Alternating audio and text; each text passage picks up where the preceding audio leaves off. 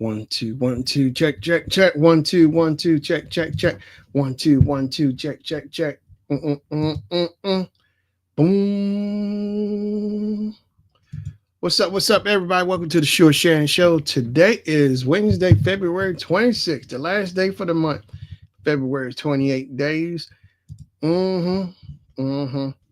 Uh-huh. And the weather is, let's see what the weather is. The weather is 54 degrees. Mm-mm. Mm-mm. Hey, what's up, Charlie? Charles, how you doing now? Mm-mm. Boom, boom. Boom, boom, boom, boom, boom, boom, boom. I appreciate you coming in. Mm-hmm. Uh-huh. Yep. So how you been doing? I know this week is blowing by fast on me.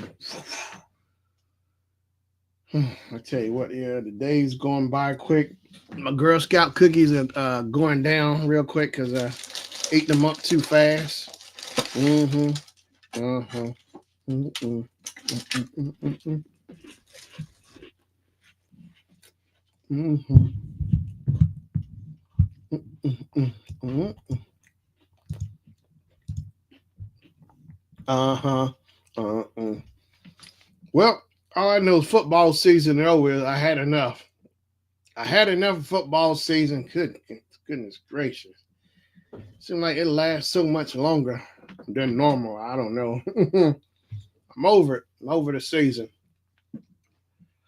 So football won't crank back up till like August for some spring camp, training camp. Mm-hmm.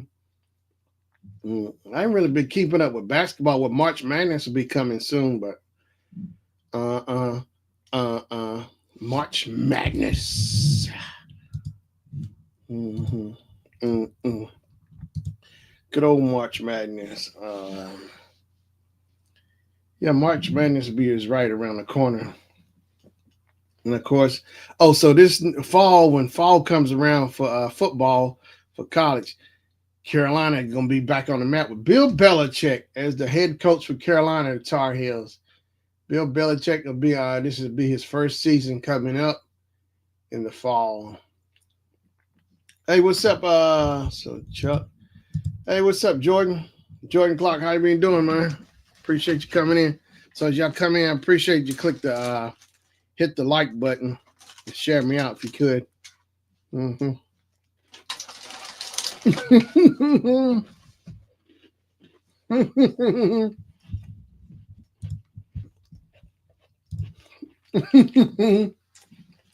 Well, things do happen, Jordan. Yep. The Eagles took the Chiefs down. Jalen Hurts gave it to him. Mahomes choked. I dogged the Chiefs last week in my stream. I would have got them the week before after they won Super Bowl, but I had to wait till next week because I had scheduled a conflict. Mm-hmm. I wasn't here to talk about it that day. Okay, that's cool. But yeah, your boys went down.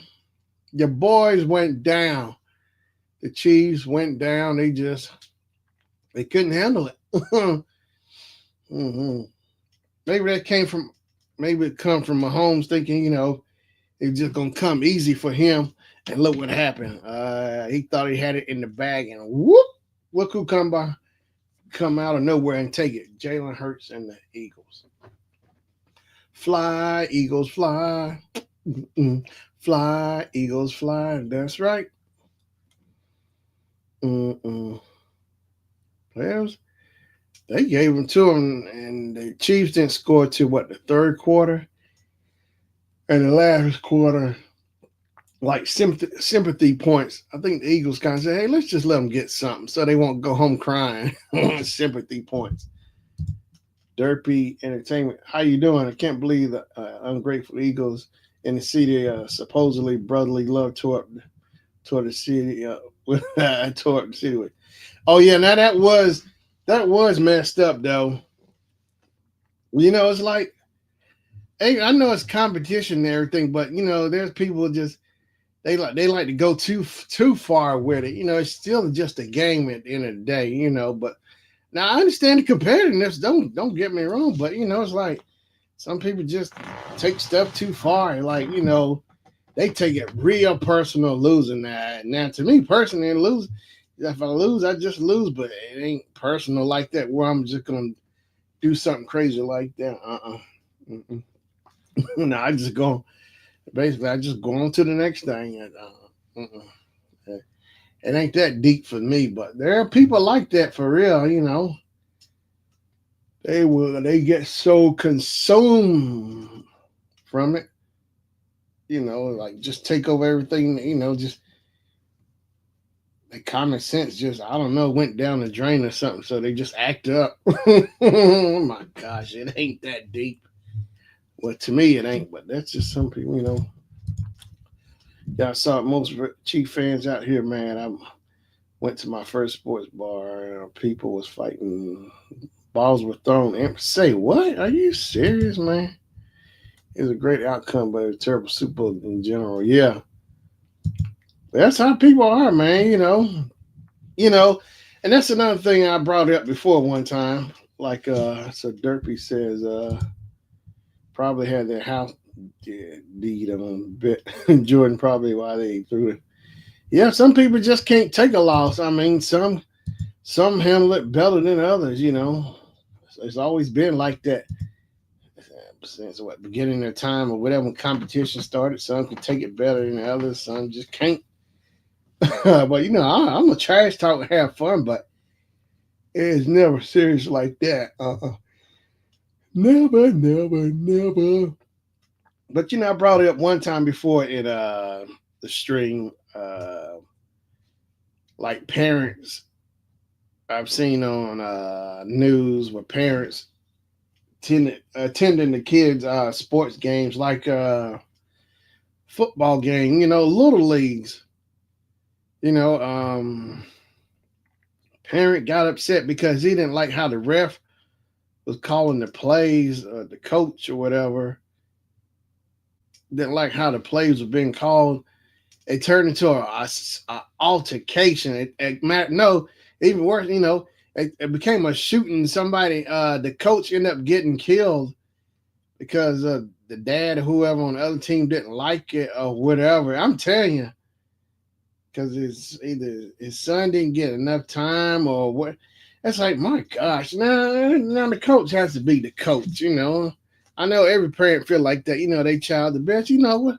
Which is understandable, but not to the point where it comes to that. Because I've seen it. It's like I know they look kids, they just learning, still have one have. That's the thing, is still having fun. But it's the parents, which I see a lot of times, they which I get, they want to see their child win, do their best, but not to the point where it turns to violence, gun violence, which I've seen. It don't make no sense. It's like it just kills the fun, take the fun away. When parents want to do stuff like that. Jordan said, and that night I was sitting there like it that was serious, and someone yelled at me talking about what you mean the Chiefs lost. Oh yeah, and someone almost threw something. Yeah, that's great. I'm telling you, man, that's just the way it is. People are. Mm-hmm.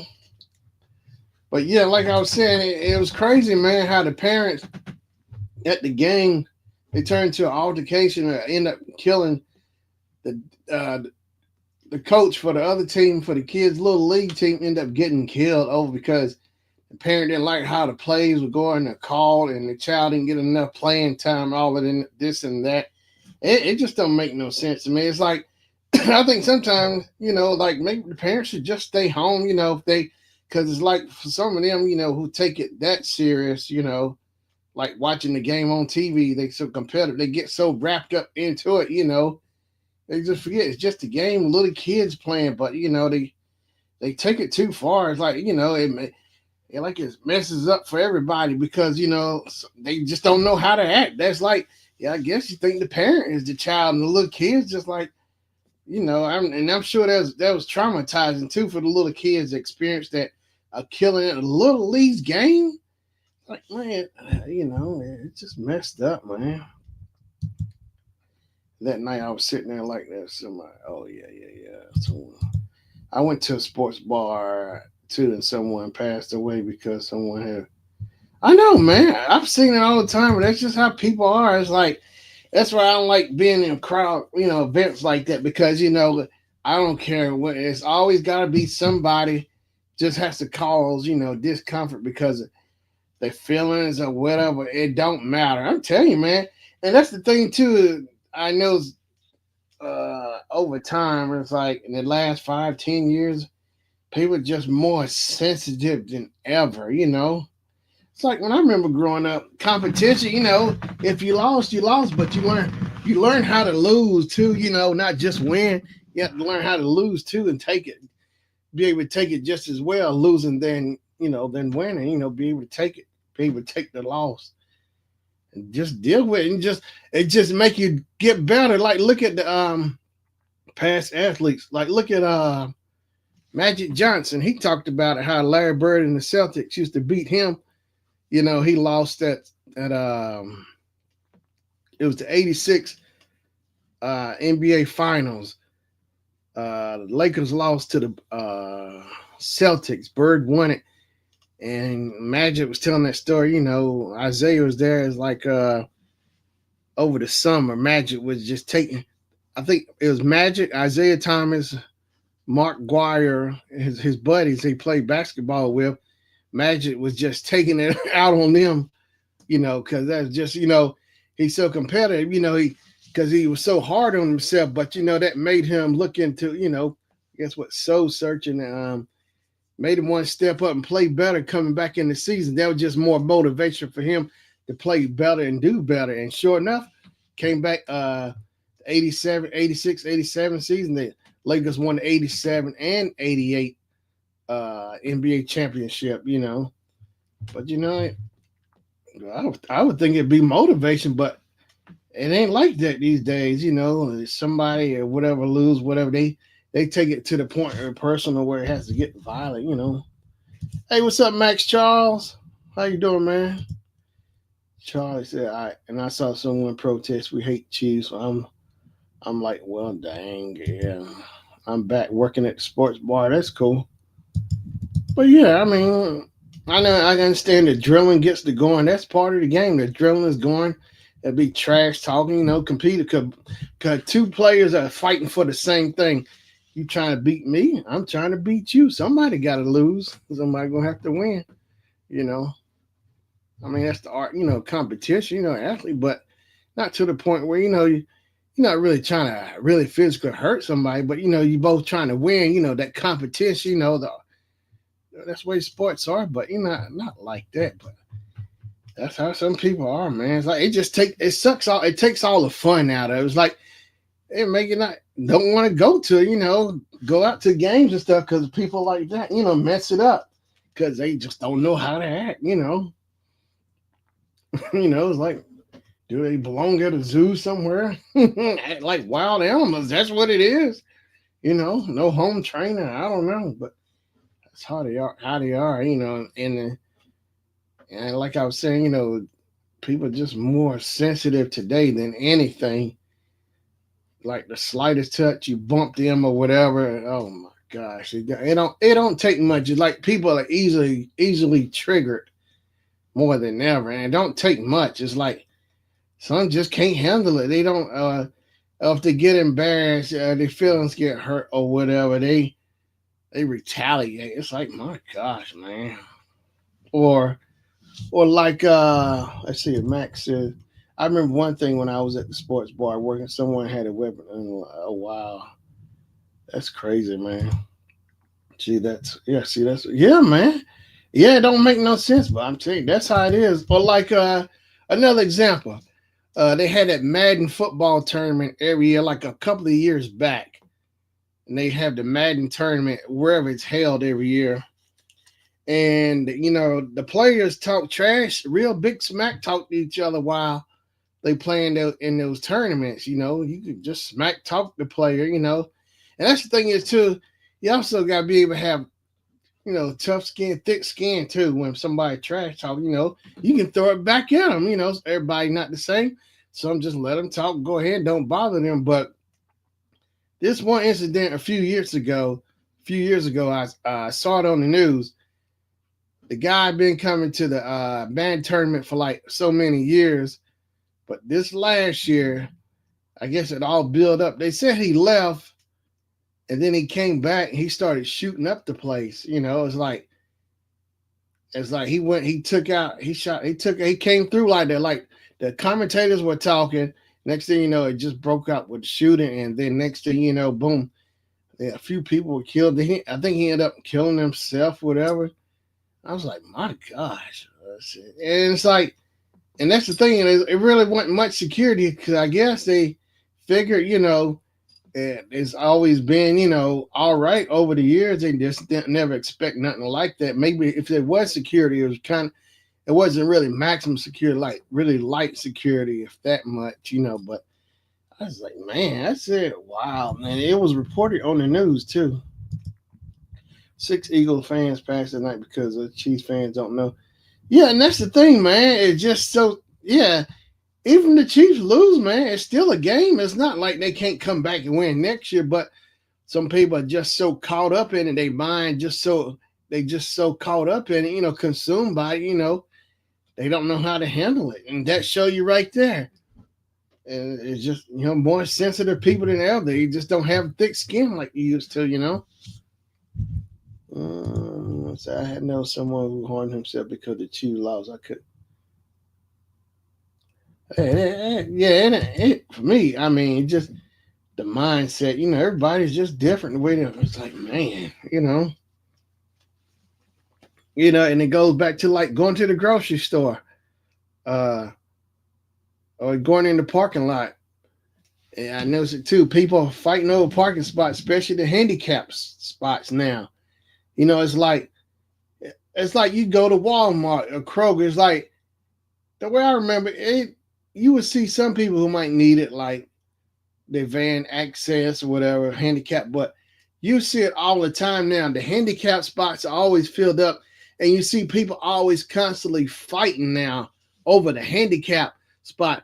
You see one car pull out, boom, somebody quickly shoot right in after somebody else done left, It's like, my gosh, I didn't realize it was this serious over handicap spots. It's always like that all the time at Walmart or Kroger, wherever. I guarantee they're always filled up, and there are people fighting. I was, man. My uncle told me when I was like in high school, he told me that years ago, he said America's war. I didn't really get what he was saying. So he explained it to me. And when he explained it to me, I see it too. That he was right. America's war. And like, as in meaning, like you go to a grocery store, go to the mall, and you see people in the parking lot fighting over parking spaces. It's just, man. I mean, it's nothing new, but it's like just more amped up than like over 20 years ago. It's more amped up. But that's the thing. It's just crazy. It's like, and sometimes it make you wonder: are some of these people really, like, are they really handicapped, or some are just getting them so they can get the handicap spot and not really be? I see people parking there without having a handicap sticker or whatever at Walmart or Kroger. They do it. They just pull right up in there, or like at Walmart where it says parking only for like people who there to pick up curbside, they meds or whatever. People roll right in. It's like, man, no, I'm telling you, that's how it is. People just, the human race is like, just this age and this day and age is just high disregard for a lot of stuff. People are just that mindset. They don't care. It's like, it's all about them. It's their world, whatever they think. It's like the entitlement. It's like they feel like they never wrong, regardless. So I want to, but I knew I had a life to live for. That's right. Hey, to me, it's never that serious, But that's the name of the game in this day and age. To see the next day, Get up. If you had to go to school or go to work, get up, go to school, go to work. And name of the game is to make it back home. All 10 fingers, all 10 toes. Make it back home safe. And it's like In this day and age, it's like a game, man. It is. Leave home, get back home safely. You know, man, the adventure you have to go through with cars, whatever, driving, and in one time leaving because there's people out there who driving crazy, don't pay attention to what they're doing. They got flying, trying to tailgate you, or because they so busy in a hurry, whatever, they don't pay attention to what they doing. So you have to be a defensive driver, which is crazy. Hey, Zach, what's going on? You say you don't want me anymore. Sorry to hear that, Zach. Mm-mm. But yeah, it's crazy, man. The human race. And I was saying too, like I told Kim before and somebody else, I think too also when that pandemic hit, I don't know what happened. It really just cranked. It made everybody. I mean, just because I noticed it too. It's like when the pandemic happened, I noticed I was in line at Steak and Shake. I know this old guy, grandpa. He had to be like in his 70s or whatever. He was just, and people was just really more impatient.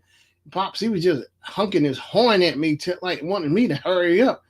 I was like, nothing I could do. I've seen that people, they just really honking their horn because they in such a hurry. It's like, forget everybody else. It's about me. That mentality, that's what I see all the time.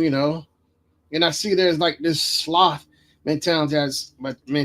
I seen the guy talked about at the convention. He said there's sloth mentality, like my mentality, like with the newer generation. It's like everything they want everything so quick, and they want everything handed to them and not work for it. And like how the clothes they wear, like going to the grocery store wearing their pajamas with their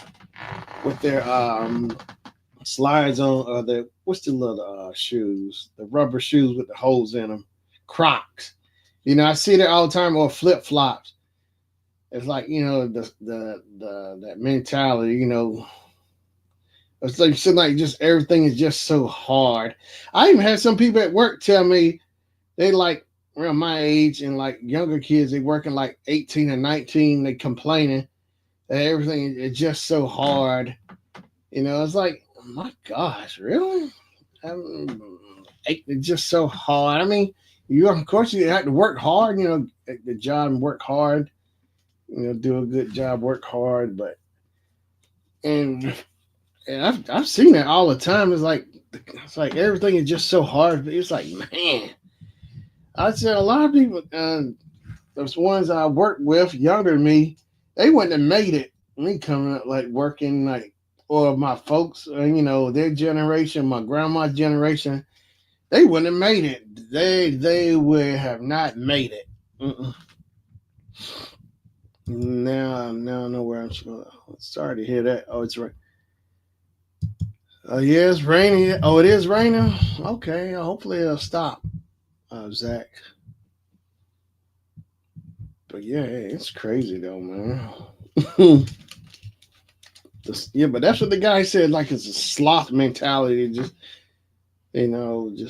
I've seen it too. Like kids the other day at Kroger, I was like, wow, the mom let the son or the daughter come in the store, the pajamas on, bedroom shoes on, and had a blanket over them too. I was like, wow.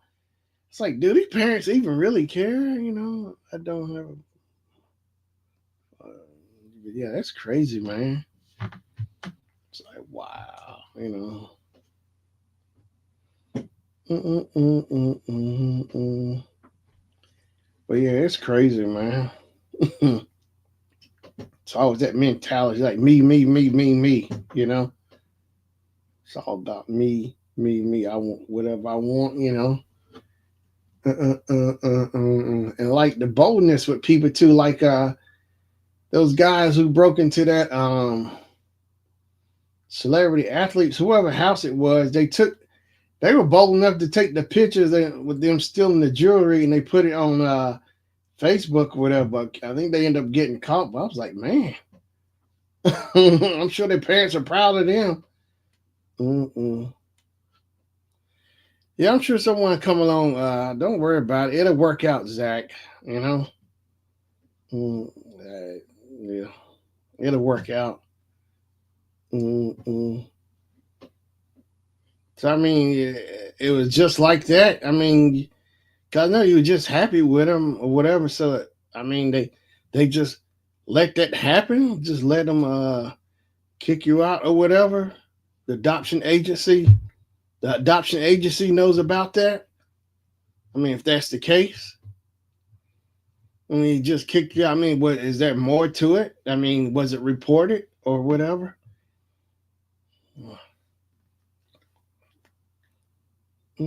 But yeah, I'm sure someone else will come along and adopt you. You know, there's always people out there looking for kids. You know. Mm, mm, mm, mm, mm. Mm. Mm.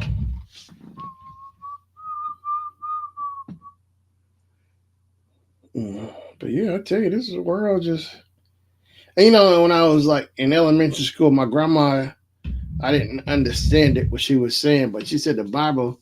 Even at that time, like in the early '80s, she said when I was elementary school, she said the Bible explains all this. And you know what? She was right because she read the Bible, you know, and it does explain all of this. So you know, the Bible, like you know, the guide to explaining this world. You know, all stuff is going on. Because I kind of believe it. Like we are like in our last days. I mean, just look at it. Just look how the world is. You know, is getting worse and worse. It ain't getting no better. Mm-mm. And I remember Grandma was telling me too. I was like, she would tell me like kids would turn on their parents. I'm like, what? Now this was a hard concept for me to grasp when she was telling me. I'm like, I don't know, second or third grade. She telling me this. I didn't know, but she was educating me, you know. And now you know, now look back on it. Yeah, she was educating me, teaching me about that, you know.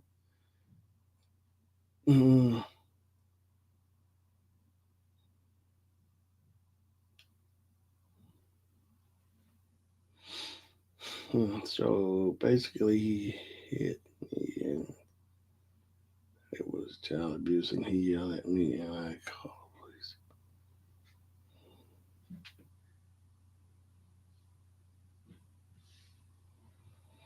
So I mean, you back? So I guess you back at the home now. I mean, so I mean, so not so basically. So you saying basically nothing didn't happen? All right, you know, I'm just trying to register this. You know, it just don't make sense to me. I don't know. Mm.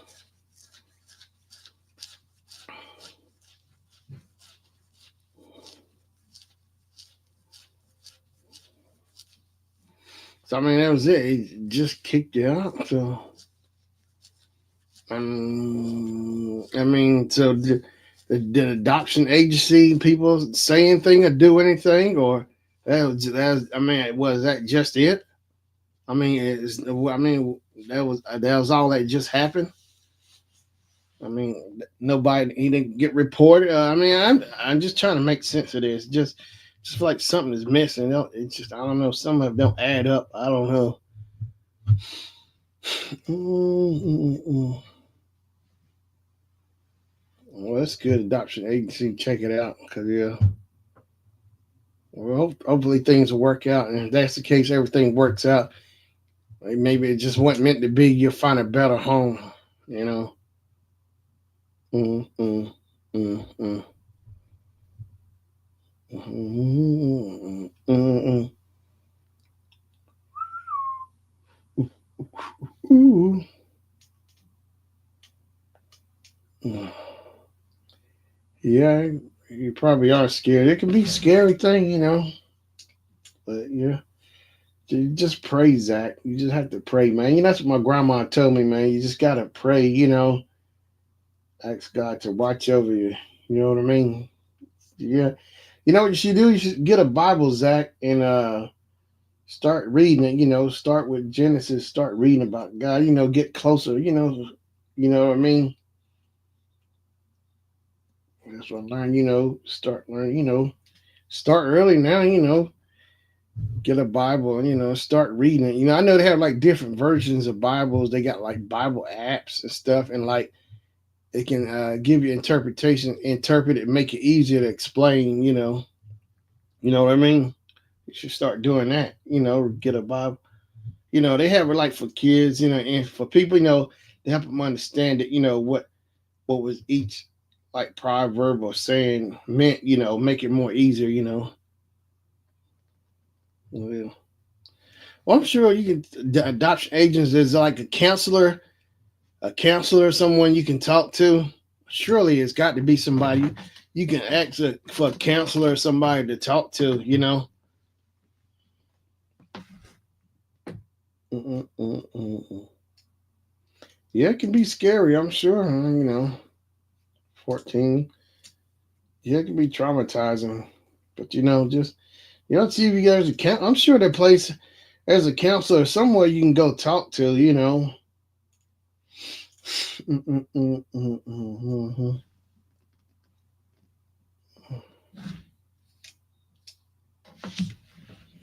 Mm-mm-mm.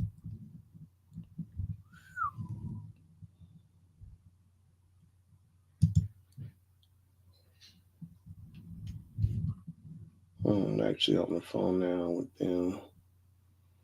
So you typing on your computer while you're holding on the phone? Mm-mm-mm-mm-mm.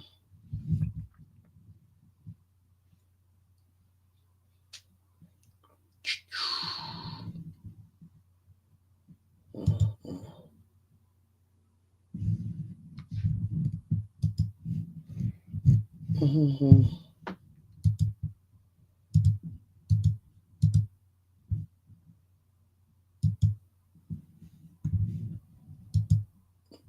Mm-mm-mm.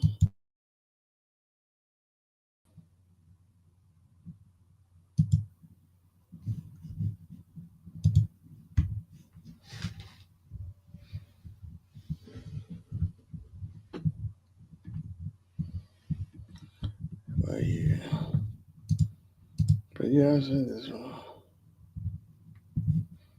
Well, it's all right, but I just hope, like I said before, just hope things work out. I don't think that's just life.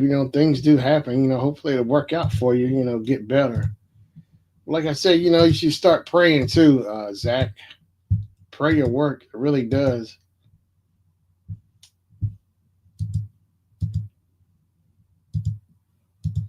So if you ever feel like you're alone, God is always there. His line is open 24 hours a day, 7 days a week. Mm-hmm.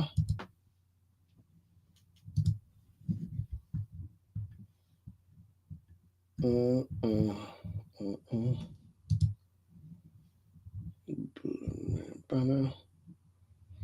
But it's just been a long day and just feeling tired too. It's like, man, the weather. It was warm today too. Warm today. The weather.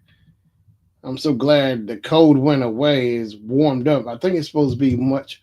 It's supposed to be warmer the rest of the week as well. Oh,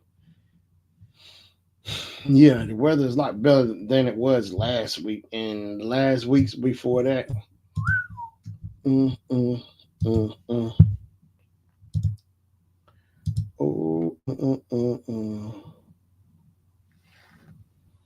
well, like I said, it just wasn't meant to be. Yeah, that thing is, unfortunately, the way it happened, it just probably wasn't meant to be. You know, I know you talked about it months ago. You were glad, but sometimes you don't know how people are till they really are when you're alone or with them or whatever.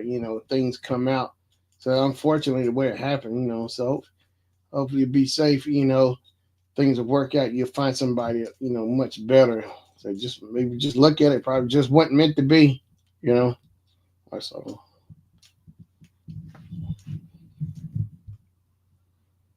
Mm-mm-mm-mm.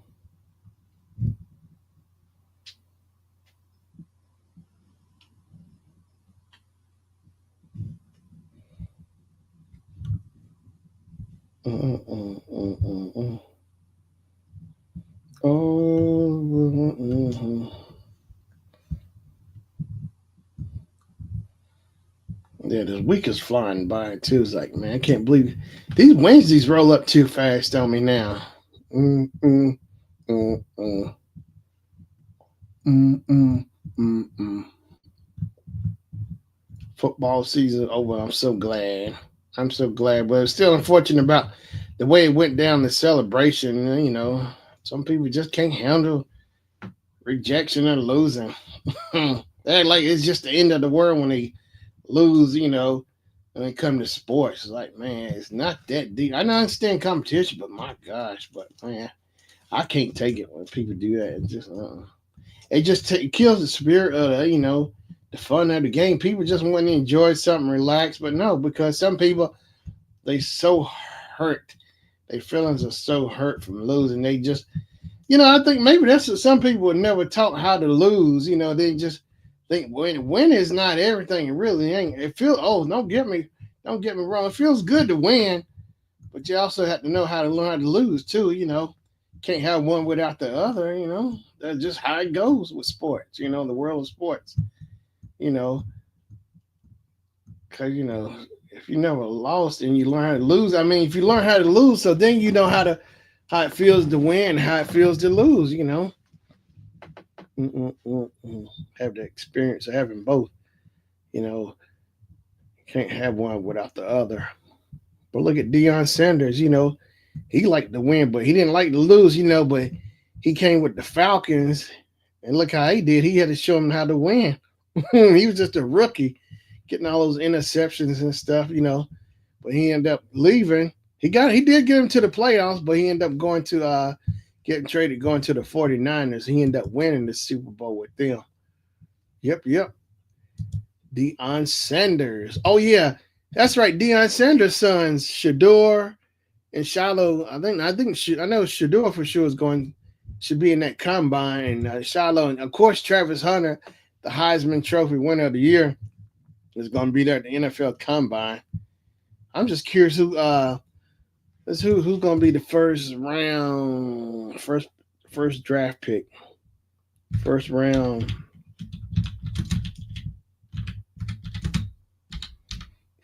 draft pick. Who is the first pick in the NFL draft? The order of the 2025 NFL draft is set with the Tennessee Titans landing at number 1. The Philadelphia Eagles will pick number 32 after defeating the Kansas City Chiefs in the Super Bowl. So the Tennessee Titans get the first pick. Yeah, Zach. Hopefully, if someone else adopt you, just had to be patient.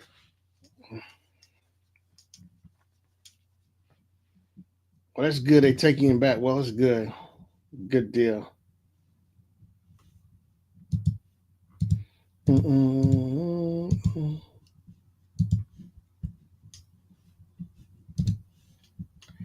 But Tennessee Titans got the first pick. Oh, man.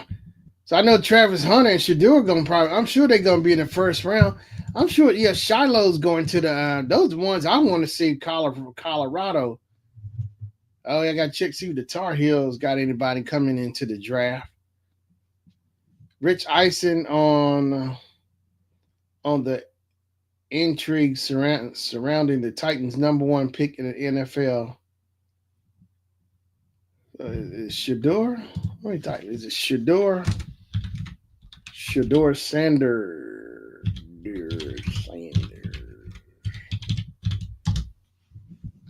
Shador Sanders is expected to be among the top picks in the 2025 NFL draft and may even go number 1 overall. Despite this, the Colorado Star doesn't plan to be in Green Bay to hear his name called by NFL Commissioner. Doesn't plan to be in Green Bay to hear his name called by NFL Commissioner Roger Goodell. I kept hearing somebody at work who's a real big Las Vegas Raiders fan, keeps saying Shador going to go to the Raiders. No, he ain't. And I heard like maybe Tom Brady might have some kind of partnership, own part of the new Raiders team or something. So I need to be treated as everywhere.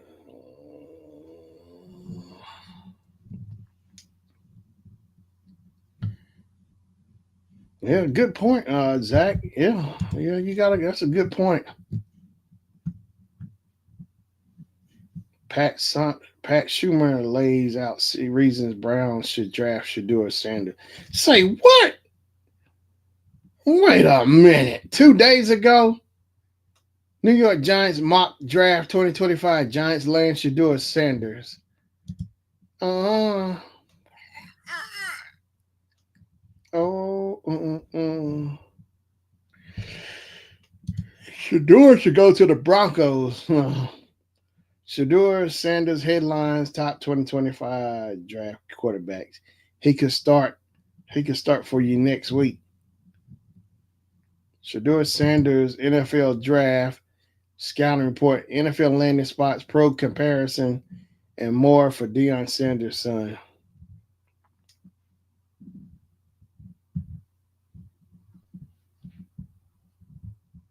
Mm, mm, mm, mm.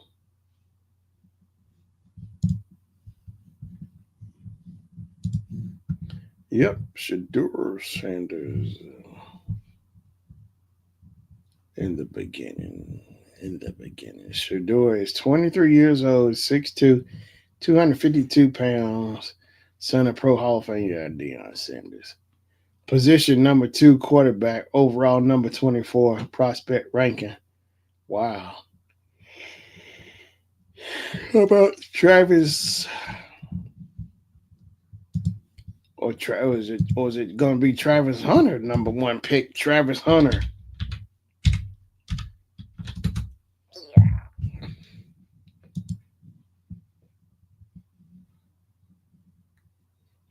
Oh wow, Travis Hunter, unforgettable combines.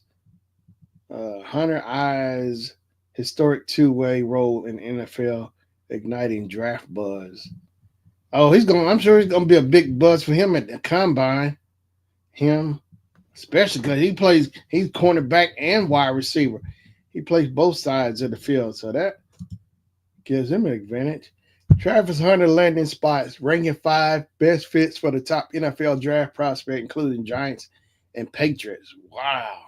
I like to see him go to the Giants myself. See, hey, what's up, Charles? How you doing, man? Hey, I like to see Travis Hunter go to the Giants.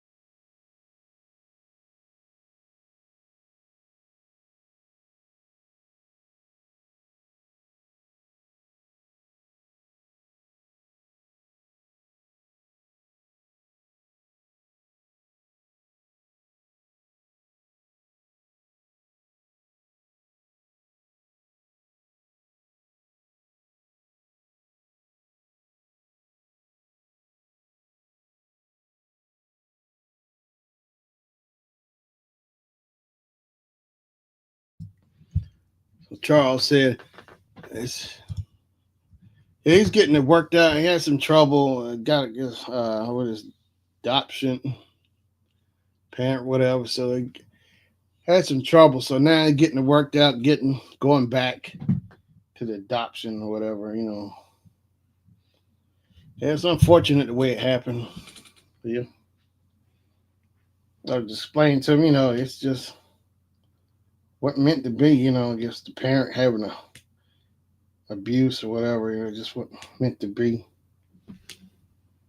He's getting work back to go back, get away from there, go somewhere into a safe zone, go back.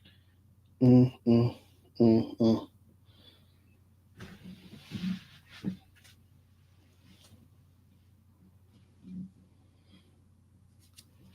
Oh, kisses in the moonlight.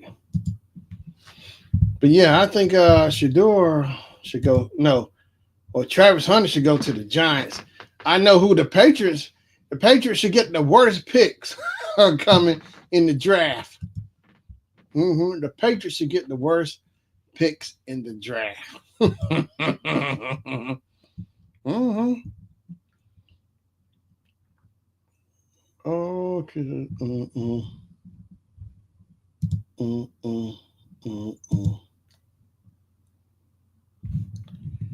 Yeah, that's soon. Yeah, Charles. I'm pretty sure you'll find someone soon. That's cool, man. Yeah, it's unfortunate a lot of times like that. Things I've seen it too, where adoption agency they give like trial periods or whatever, and they do check-ins on them, like to see how things are going. Sometimes it works out. Sometimes it don't. The agencies, they make sure they check the homes, everything, scope everything out for people really want to adopt. That kind of thing. I've seen it. Yeah. You never know till you get there and that and things give things a little time, see how work test out. Sometimes it may work out, sometimes it may not. It just depends. Oh,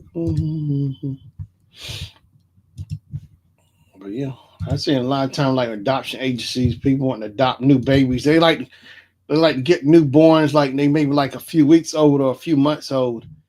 Some like catch them when they're a baby, early. You know. Mm,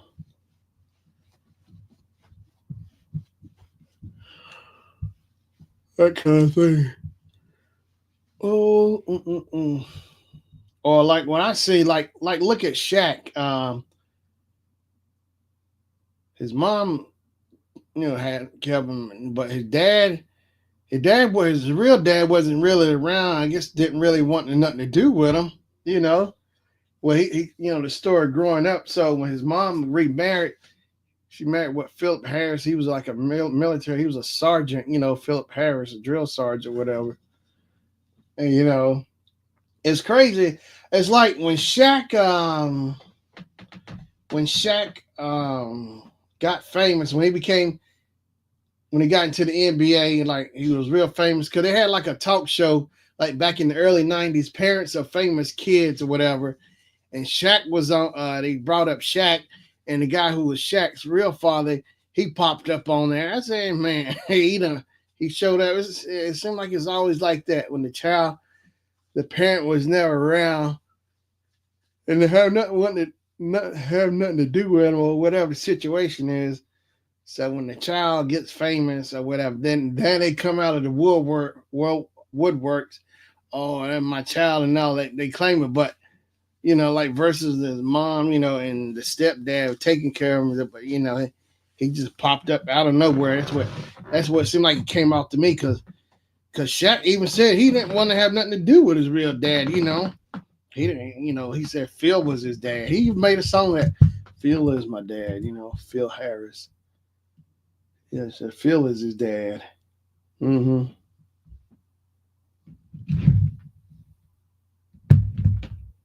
Mm-hmm. Oh. Mm-mm.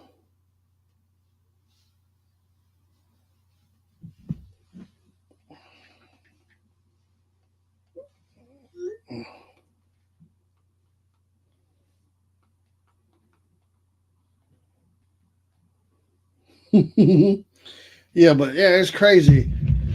Well, like look at I like how Tyler Perry made that movie showing that same example, like with Medea's family. They have a place and a roommate. Oh, that's cool, Charles. Like look at it, Medea's movie, Medea's family, and Angela Bassett and the guy, what's his name, Lance? No, He plays her son in the movie, and Rick Fox. Well, he plays her son, Lance, the guy. He plays on House of Pain. He plays Calvin, and so she basically like she was a single mom. Dad had nothing to do with him, and the daddy, he had a girlfriend or wife, whatever, and he would come around still visit like once in a while. And he came over there. I know he had got a new job or something. He came over there bragging, throwing it in her face, or she needed him for something, help with their son. He threw it in her face like, I make $25 an hour. He was just bragging big time. And so I like how Tyler Perry, told that story. And so like because the son's gonna be he was an athlete, played basketball. So in the movie, Rick Fox kind of coached him. Angela Bassett and him, Rick Fox will end up dating or whatever. And Rick Fox is like a basketball coach. So he helped coach him, because he saw he had good potential. He was like coaching him along the way, helping him out. And then they got along. And then at the end towards the movie, the son gets, the guy who played Calvin, he gets drafted to the NBA. And then all of a sudden you see the dad shows up pop up out of nowhere. After all that trash and the way he did them dirty and trash talk, bragging to her, like, to Angela, like he get paid like $25 out and making all this money. He ain't got time to deal with them or whatever. And so he gets famous. The son gets famous. And then all of a sudden he shows up for draft day in the movie. And, then when he comes up to the podium and talk to the lectern, and then they asked him about his son. Then he was lost for words. He started talking, but basically he was just lost for words. It's like I said, that I like how Tyler Perry presented that, because that's true. That happens all the time. It's like the parents, the ones that get the story, moral of the story, like showing the parents, the ones who there to raise them, was there for them, but the ones who didn't want nothing to do with it. But the second they get famous or whatever, then they show up. It's like, which is true in life, the story. It's the same story, basically same script, just a different cast. It happens all the time. That's the way it is. Or it could be vice versa. Dad took care of the kids and the mom. It's a story can go either way. It's like they see that money. That's what they see. They smell that money, that dollar. All this. Oh, now they want to claim them. Like I saw a thing. What's her name? Is it Dominique Wilkes? She's a gymnast. Dominique Dawes. No, the new gymnast girl. I can't think of her name. Gymnast.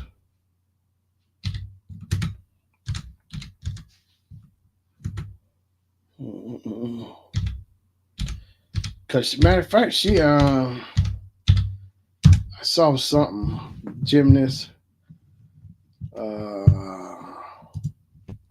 What's her name? Another story, because I saw it like last year somewhere. Jordan Child's mom.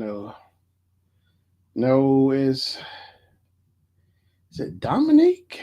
No. What is her name? Oh, I can't think of it.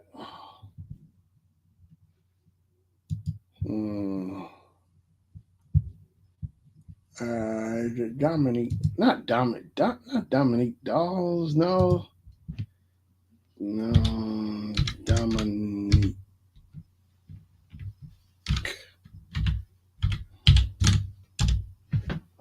No. Oh God. I can't think of her name.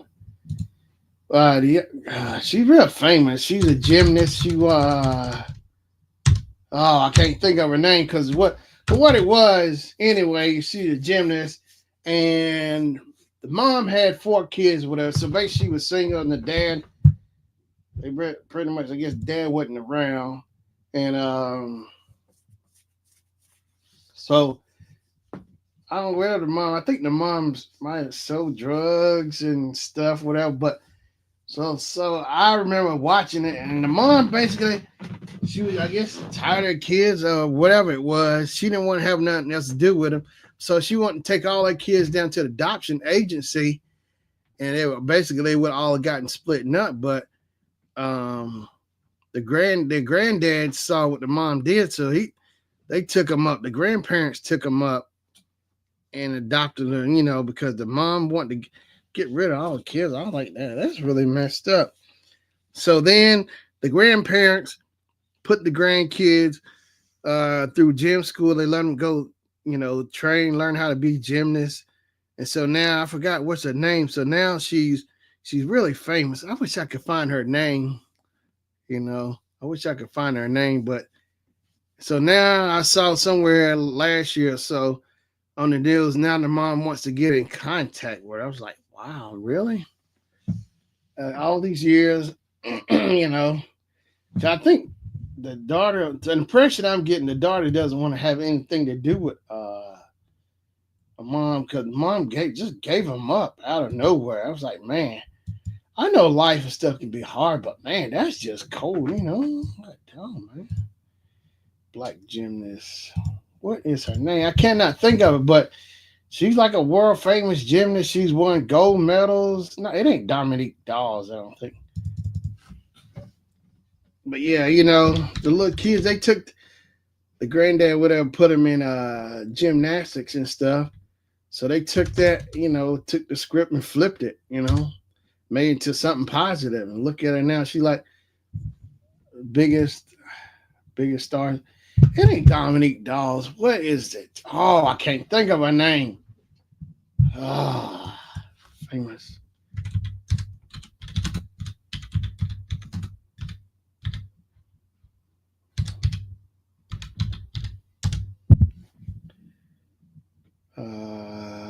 Simone Biles. That's it. Simone Biles. Yeah, sure was. That was her story. Yeah, Simone Biles, and she who is the most famous black female gymnast? Gabrielle. But yeah, Simone Biles. That's it. Simone Biles.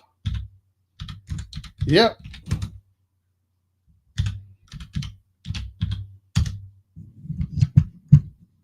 Oh, all right. Who me? Who me, Jordan? What I'm talking about? I'm talking about Simone Biles. She's a gymnast. What I'm saying, I will explain. Simone Biles. She's a famous gymnast, and mom gave her up for adoption. Her and her sisters or whatever, her kids, and I'm saying the grandparents adopted them. Put them in gymnastics school. So she grew up. So now she's one of the famous gymnasts known in the world. From the situation where she came from. Taking lemons and making orange juice. Oh,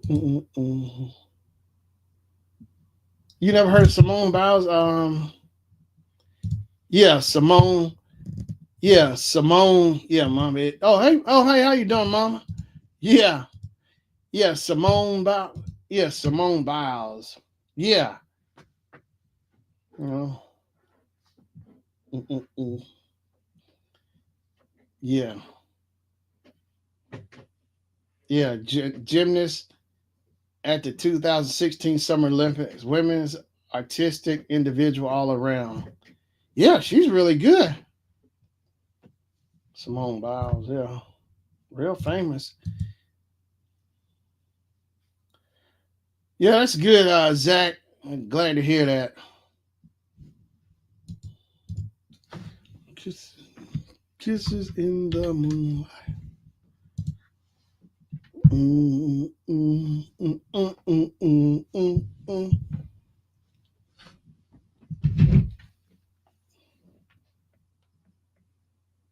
Mm, mm. Yep, Simone Biles. But yeah, her mom, and I kept seeing like where maybe she didn't want to have contact with her because the mom, was like, I guess which I could see that, but I think I is like somewhere saying like the mom has tried over years to try to get in contact with her, but it's always it's different stories, but it's just cool to see how she triumphed. Simone, like she took that, used that as motivation and used to put the grandparents put in gymnastics. She took that, put all the energy into gymnastics, made something good out of it, despite the bad situation, something good came out of it, you know.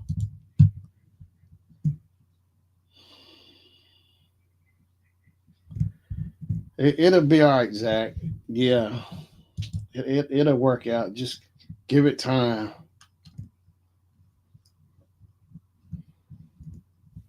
Mm, mm, mm. Oh, mm, mm.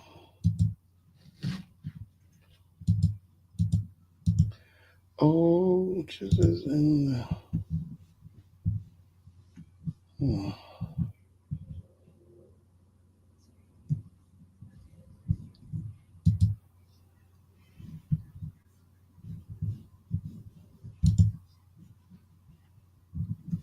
so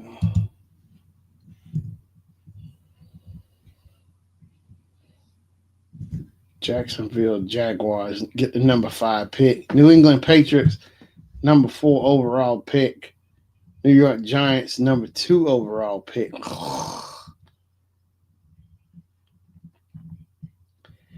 Yeah, Jordan, the Chiefs, the Chiefs gonna get the worst picks in the draft. Just watch.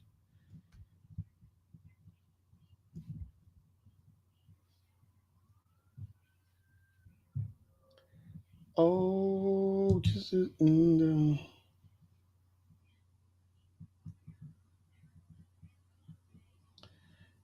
yeah, you're right, Zach. Some people just like that.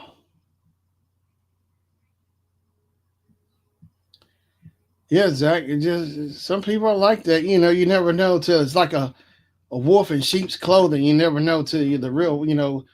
The clothing, sheep's clothing come off. You see the wolf come out. Some people are like that. Let's see, Max. Did you hear? Hey, Max fell asleep. Max fell asleep. That's right. The Chiefs gonna get the worst picks. They gonna get the number. Let me see. Let me see how many people in the draft.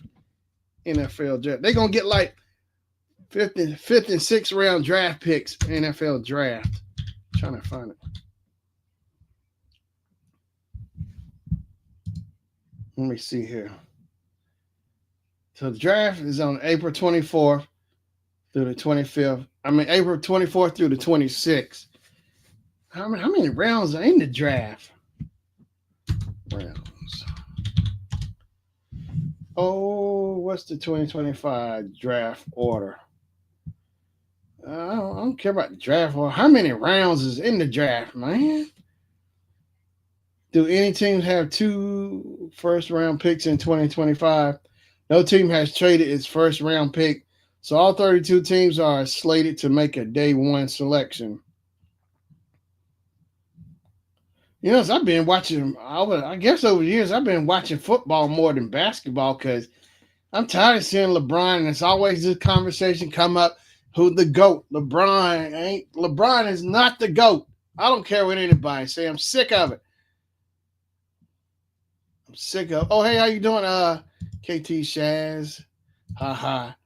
You said Max Slee. He probably is. Yeah, I'm tired of these conversations. LeBron, you never heard nobody never put Kobe in the conversation. Magic Johnson in there. I like Magic Johnson before any player, before Michael Jordan. Before Jordan in the NBA. Magic Johnson was my favorite player. Magic Johnson in the Showtime Lakers. It was Magic Johnson.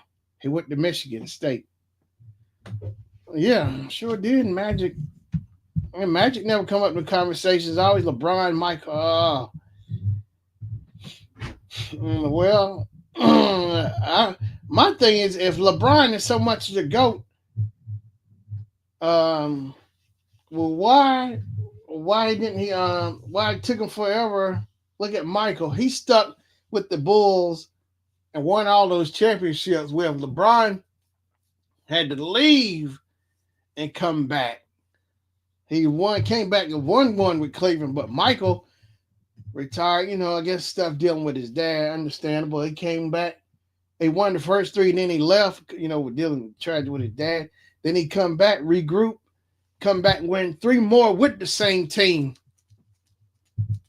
Now, they can't say that about LeBron. Can't say that about LeBron. No. Yeah, he's just dealing with had some trouble adoption. KT and Shaz, yeah. You said you're watching Max Charles live stream. Now he's sleeping. He's sleeping with the cam up. I think hopefully, Zach should be all right. He's in a better, safer place, so it takes some time to, deal with that. But he's in a much safer place than where he was earlier. Mm-hmm.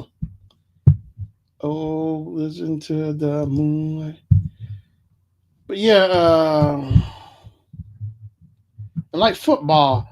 I like football way more. I mean, I always liked football too. I used to watch both, especially heavily back in the 80s and early 90s, football and basketball. Because that's when it was really fun to watch basketball. The players didn't cry, about, crying. The players weren't soft. They were real basketball players. They wanted to play to win. They weren't trying to find a way how to load management and not play all games and still get the big checks. Look at Ben Simmons. I'm sick of those stories. Ben Simmons, he's still trying to recover, getting better. I say it's baloney. He's just hanging out, getting a check, and he ain't been forced to play. That's what I see. Maybe he does his injuries and stuff, but there's always, I keep seeing pop up Ben Simmons. Oh, he's getting better. Oh, they keep showing like video clips of Ben Simmons playing basketball. Oh, he's in training. I'm sick of it. Screw Ben Simmons. I don't like him or his mama. Ben Simmons, big, 6 tall, 6'10", 11, worthless player, punk. Yeah, Ben Simmons. Like, I'm tired of hearing it. They keep covering up for him or whatever. Ben Simmons. And I see you. He's sleeping there, and I see you in the background.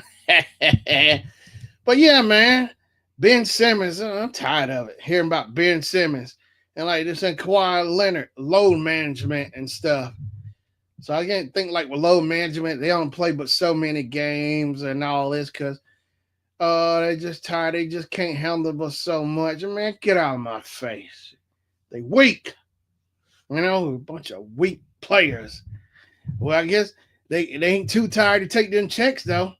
They ain't feeling too bad taking that money. Say why he go to sleep, right? Well, Max Charles, an old man. He like what, 19, 20? He's an old man. He already signed up for AARP. I bet he probably fall asleep. It don't take much for him to fall to sleep. Max says he's an old man. He's like 20 something, but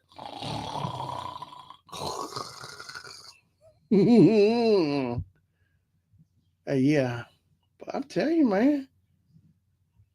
Look at Patrick Mahomes.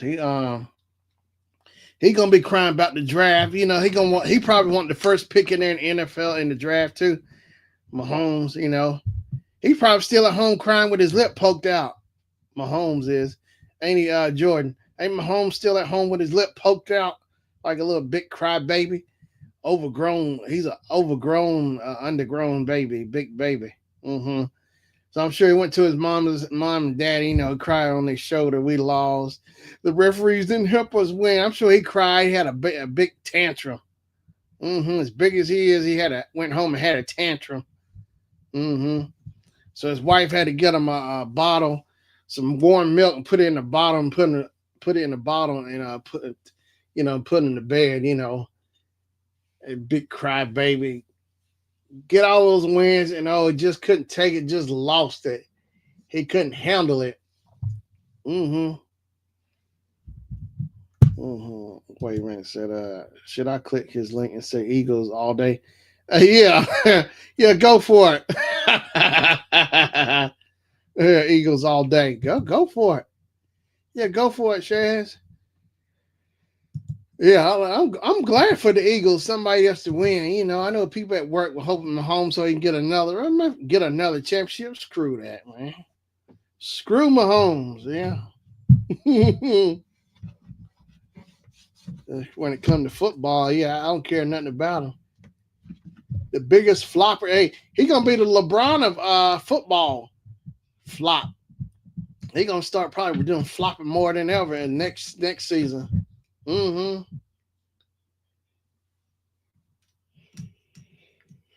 Yeah, Kansas, I don't know. Just they colors. I don't like the color of the jerseys either. Red and white and yellow. Mm-hmm. Well, Mahomes, that yellow definitely should be part of the in their color scheme because that yellow streak was down his back all in the Super Bowl. He showed it big time. That yellow streak. He definitely showed it the first 2 quarters. He couldn't do nothing. That yellow streak finally. He probably still trying to race it off, wash it off. Wash that big yellow streak off. Mahomes. I know. That's right. Tell him, Shaz. That's right. Go Eagles. Put it in there. Tell him Eagles are the best. Mahomes might get back there one day. He can learn a lot from Jalen Hurts. Mm-hmm. Hey, sing the Fly Eagles, Fly song to him, Shaz. Fly, Eagles, fly. Fly, Eagles, fly. That old song, Fly, Robin, Fly by the Silver Convention. Fly, Robin, fly. Fly, Eagles, fly. Mm-mm-mm. And since I found out, that's right, my grandma she grew up in Philadelphia, son. So now I got to root for the Eagles too. Now, Philadelphia connection. Grandma she grew up in Philadelphia as well. So now I definitely got to root for the Eagles. A family connection with grandma. Mm-hmm. Fly, Eagles, fly. So I'll be rooting for the Eagles too. I had to add it onto my teams list. I know people give me flack at work because I'm not dedicated to like the home team. And man, forget that. I don't put myself in a box like them and get stuck. Now I can see now I can understand that they like the home team. You root for it. Yeah, do what you want. He said he dropped me down. Oh, he did. He dropped me down. But I get it. Some people, since they're home, yeah, which I can understand. That's cool. But me, just because I'm home team, I didn't know it was some written rule. Just because wherever you live, you're supposed to stick to the home team. Well, you can take those rules and shove it. Whoever can, who trying to.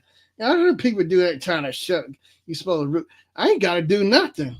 I do. I ain't got to do nothing. Yep. But yeah, I know I like who I like. That's all who it is. Like I like the Broncos. Don't care for the Colts. The Colts okay, but like I told plenty of people, I used to root for the Colts. Peyton was there, but I actually did like the team. But I think they need to get rid of the owner and the general manager. Maybe they just need to do some house cleaning or something because I just don't see winning in there. And like what's his name, Pat McAfee. Oh, he was mad and like how they just did. He said he supported them, promoted them all in the channel, everything. Pat McAfee, he used to be a punter for the Colts. He said he ain't buying no more season, not getting no more season tickets. He ain't buying none. He cutting them loose. And he's saying the fans all getting mad at him, saying he was hating or whatever. And no, he called it. So they weren't going to do, but so good he called it on the Colts. Which I can understand. Why I keep supporting the team. They don't seem like there's always the same thing every year. They're like they're gonna win, want to win. It's always the same thing every year with them. So why even bother? Yeah, ain't you live on TikTok? Oh, hey, what's up, Max? Did you fall asleep, man, in your stream?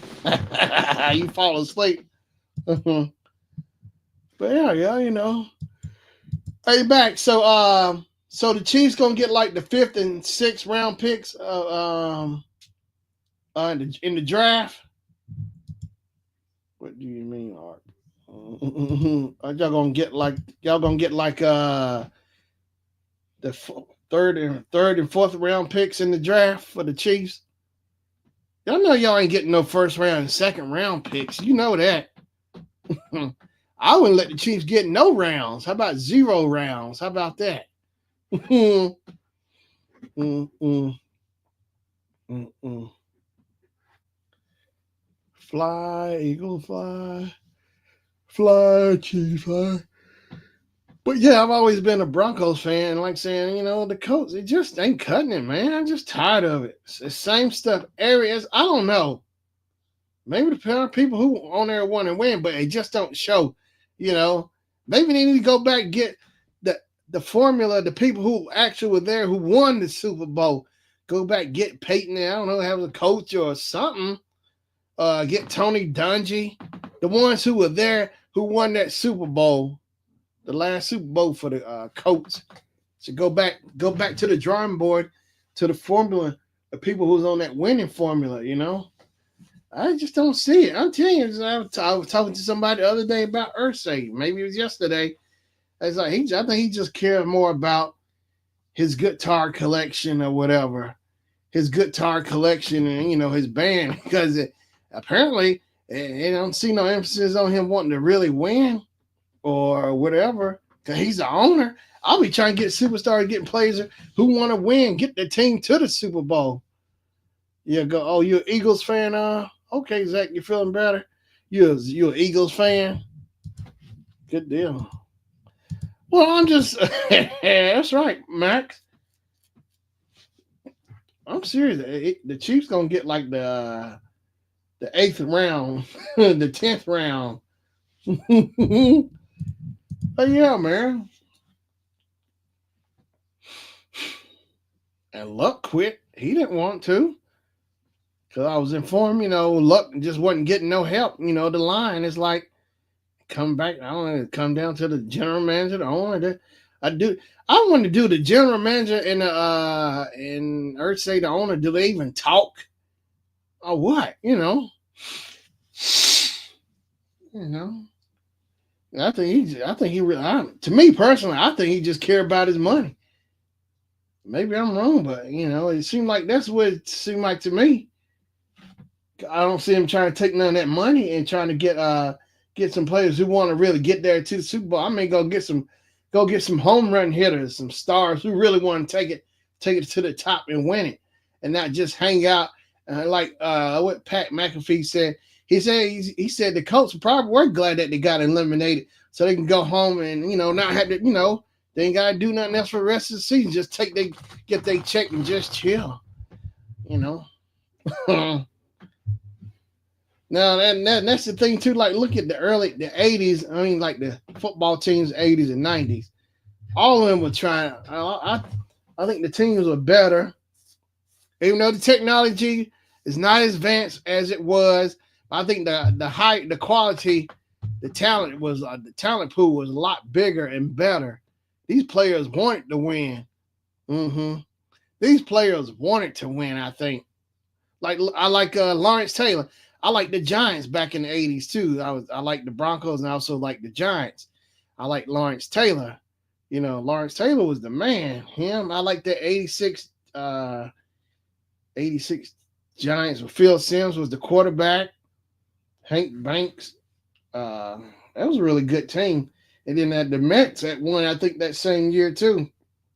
But just the athletes I think were better. The talent pool was a lot better to me. It seemed like I think they really took the game serious. Of course they want to get paid, get their money or whatever. But I don't think the focus was like money and then the love for the game. The love of the game was there first because you got to love it first. Enjoy it, love it. Then everything else will follow. But you got to actually love it. Then I think seem like now it's like getting money, get that money first. Or and same thing, money like in dealing with money with college players, the NIL. Now you see players going in that draft portal. Like me and my uncle were talking about it last week about Deion Sanders. He was telling players If you think you come in here to get a deal of money, then NIL, Dion let you know quick. Dion puts emphasis on education, which is really good. Education come first. But seeing a lot of players, which I understand, like they're not happy where they're at. Maybe they couldn't get enough playing time. I can see that switch out, but just bounce around from one school to another, over and over and over. It's like, man, you know, it's like, do you really want to play or what? Like what's his name? He came to Colorado. McCart, I can't think of his name. And his dad interfered too. McCartney, Colorado. He left. McCartney. Yeah, I know. I've got the player's name in I'm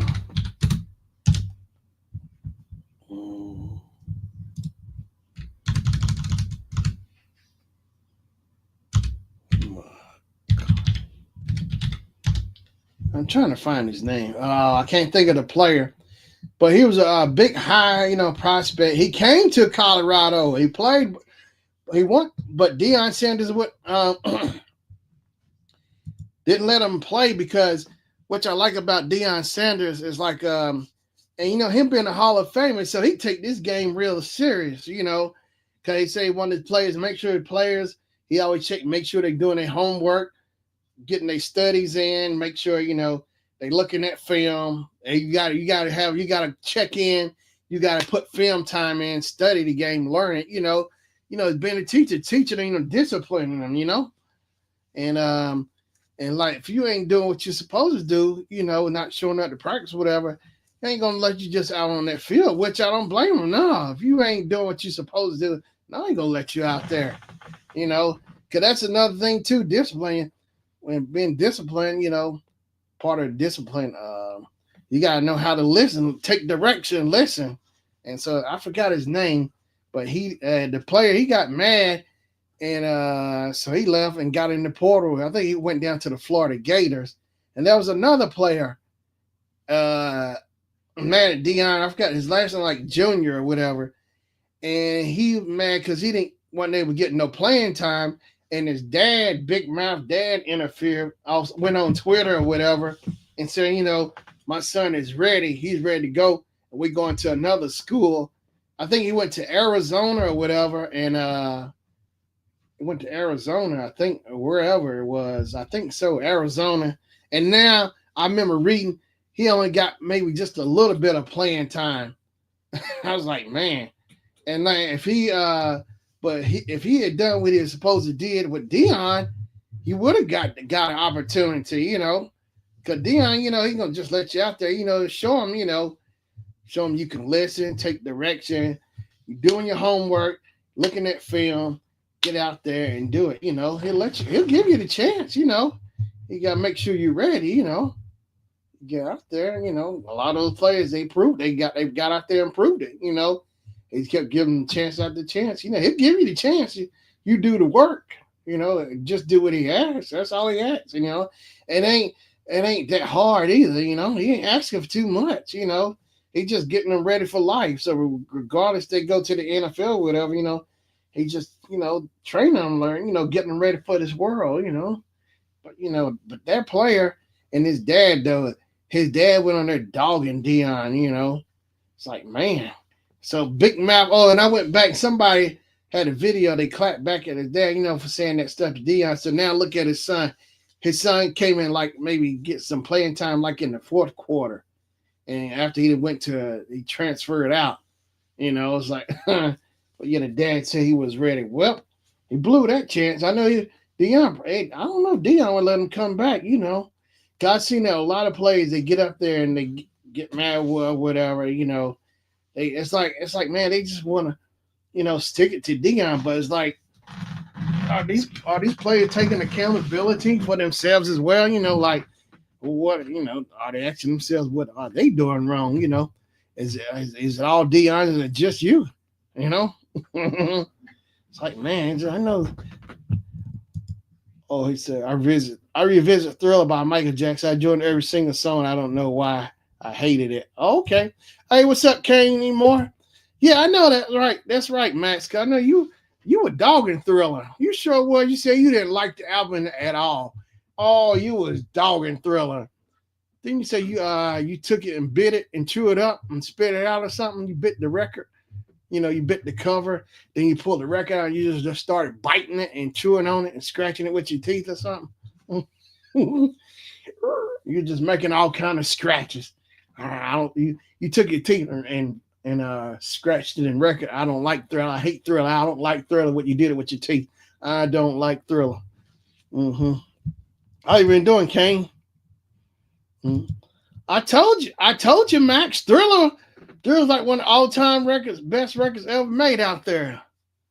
That album, Michael Jackson broke records with the album. You know how many Grammy Awards he came back with like 7, 8 Grammys he won off a Thriller album. Go back and look at some old clips of the Grammy Awards when they were actually cool.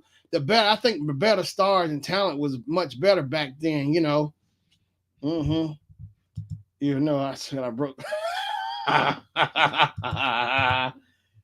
broke the record and threw it in the I'm just messing with you. Yeah, go back and look at all the Grammy Awards. Michael had an arm full of Grammys in his arm. Sure did. Off of Thriller, man. Off the Wall was good too. He won something for that. But Thriller, that's the one. That's the one that really got him out there. You know how everybody, who the stars, but that's the one that really shot him over the top. Shot Michael over the top was that Thriller album, man. Human Nature, Thriller, Beat It, Billie Jean, The Girl Is Mine, Baby Be Mine, Lady in My Life. Yeah. Hey, you should go back and find the deleted songs that didn't make it on Thriller. Like Circus Girl was a song. It was originally going to be on Thriller, but it got cut for Human Nature. Yeah, he got a lot of deleted songs that didn't make it on that Thriller album. Oh, wow. Yeah, that's a long time, Zach. Yeah, wow. Yeah, sorry to hear that. But yeah, go back and look at those old Grammy Award shows, Max. I'm telling you, man. You see Diana Ross, Michael Jackson, Lionel Richie, all the big stars came out, Yeah, Circus Girl. I love that song, Circus Girl. Circus Girl. Yeah, because Circus Girl originally was supposed to be on there, but it got cut at the last minute because Quincy had to cut him down. So Human Nature replaced Circus Girl. I heard Quincy Jones say that. What in the circus? No, listen to it, man. Yeah, it's a really nice song, man. I didn't know it. I heard that song like back in 2002, 2003 when I heard Circus Girl. Because there's, like websites, they had like songs of Michael Jackson and like old songs, and Circus Girl was on there. Yeah, I came across it back in 2002. Yeah. She's from World. Yeah, Circus Girl, Hot Streak. I think Circus Girl, Hot Streak on there. Hot Streak was on supposed to be on Thriller too. Michael Jackson. I think Hot Streak. Yeah, Hot Street is on there. Hot Street should have been on there. And Circus Girl.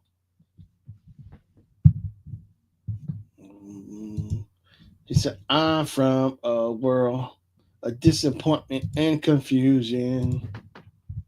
Yeah, I like Circus Girl. Circus Girl is a good song. You hear the record, but yeah. Yeah. Not sure what noise you're talking about. But yeah, Circus Girl is really good in Hot Street. Hot Street. And like they came out with a 40th anniversary album, maybe like last year or so. A buddy of mine at work, he bought the vinyl record. It was really expensive, but he said it really was sonically really good. Listening to the sounds, the album, the vinyl.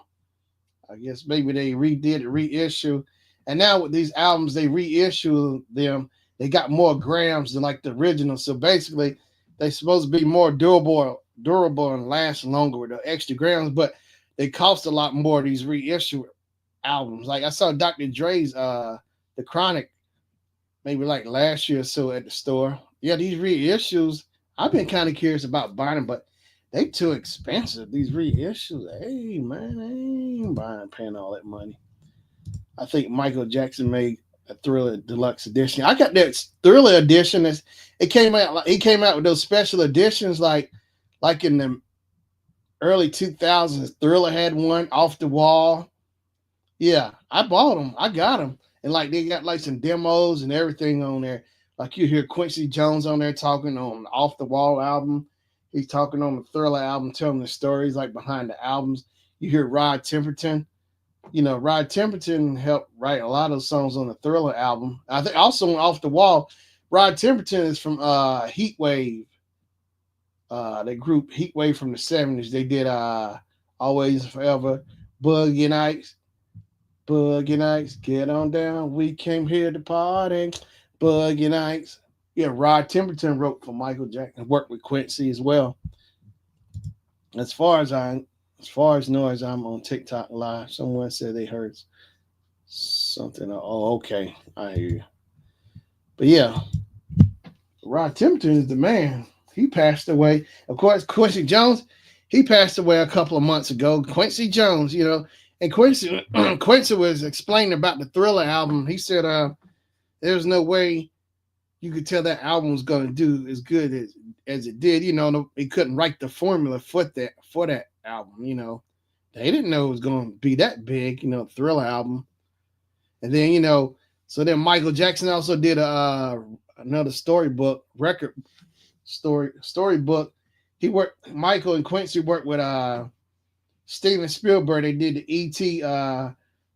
record book. You know, I got that album, E.T. record, and Michael Jackson does the narrating on it. He tells the story, which is really good, and like a poster comes with it, and plus Michael Jackson.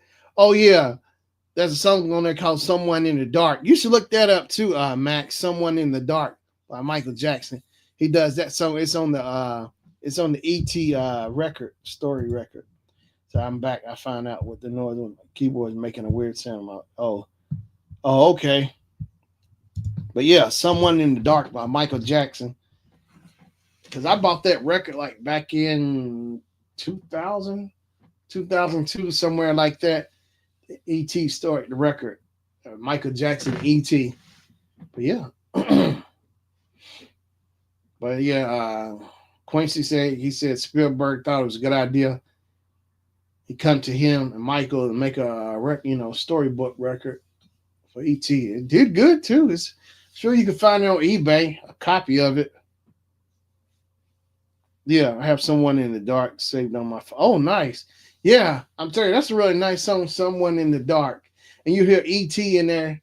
He'll say like, "Thank you." Hear ET talking there in the song as well on "Someone in the Dark." But yeah, "Someone in the Dark," "Circus Girl," "Hot Street." Oh, here's another thing for trivia, Max.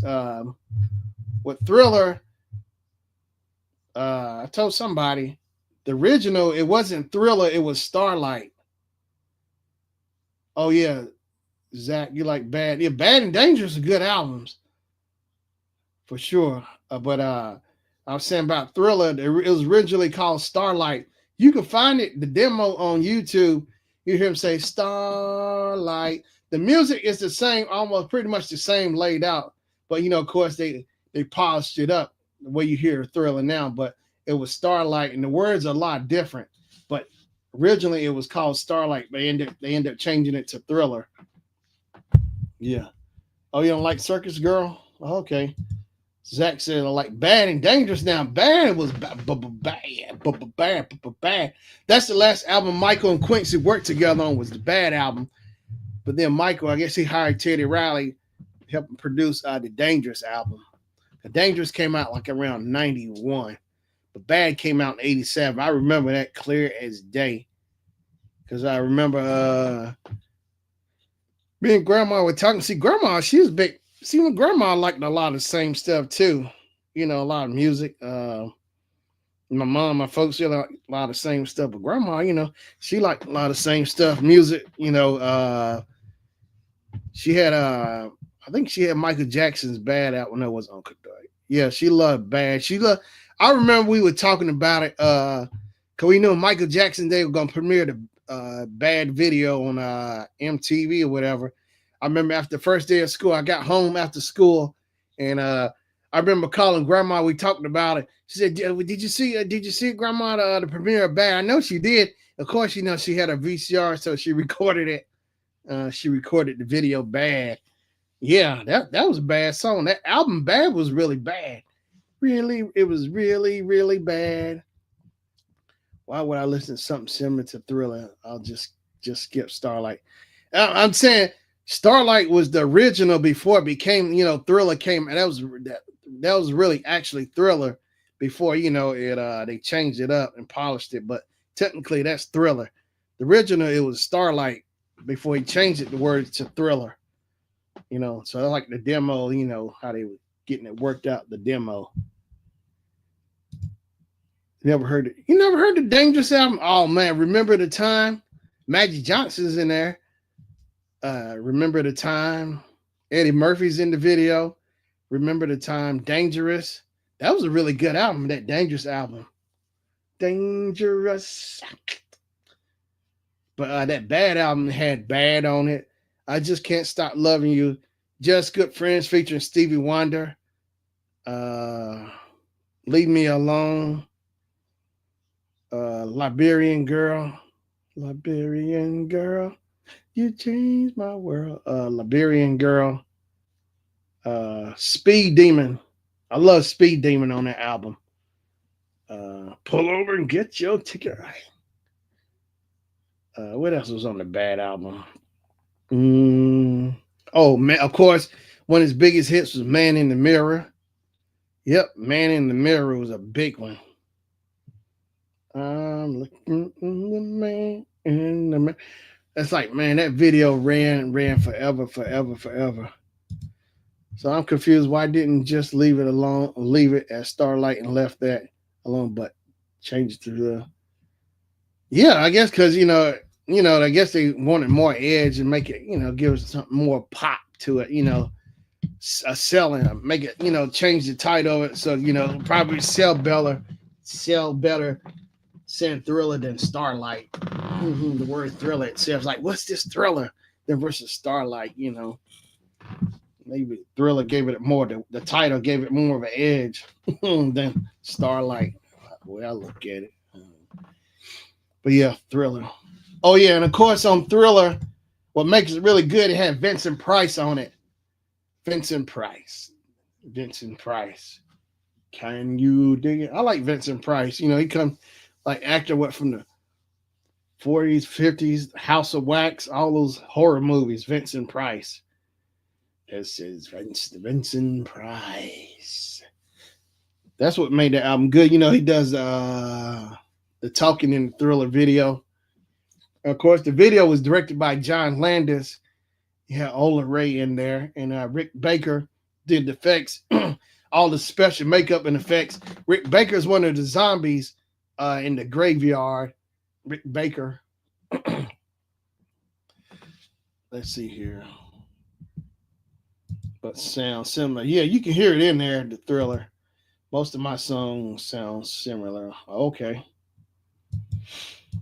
Thriller. And they wouldn't stop showing Thriller over and over. MTV wore it out. MTV, BET over and over. Who else? I'm sure Night Flight. Casey Kasem, America's Top 10 or whatever. Oh boy, they ran it Beat It. That was crazy. All the songs Beat It, Thriller, Billie Jean. All of those are constant rotation on MTV. Beat It, Thriller, Beat It, Billie Jean.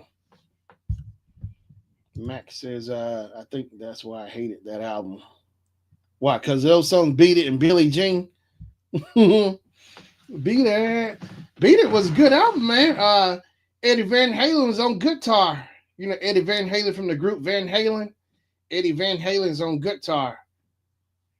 You hear that good dun dun dun dun dun dun dun dun dun dun dun dun dun dun dun.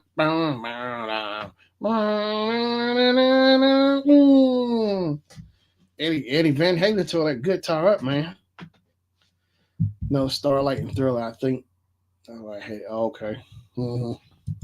But yeah, but Thriller, Billie Jean, and Beat It, Billie Jean and Thriller. Three videos in rotation on MTV. You know, and you know, it's in heavy rotation too. Not just Michael, but Prince too. Like some like the first black artist on MTV. You know, breaking that in. You know, that I saw. Remember seeing Prince. You know, Little Red Corvette, Let's Go Crazy, Purple Rain, all that stuff. You know, and MTV was a big deal. It was a lot more fun too to watch back then than it is now. You say I hate similar songs. I don't like skipping through. I don't want the same stuff on. Yeah, yeah. Say what? Wait a minute. Did you ask who's Prince? Ah, did you ask who's Prince? You know Prince. Purple Rain. Let's Go Crazy. I would die for you, darling, if you want me to. Prince. Prince and the Revolution.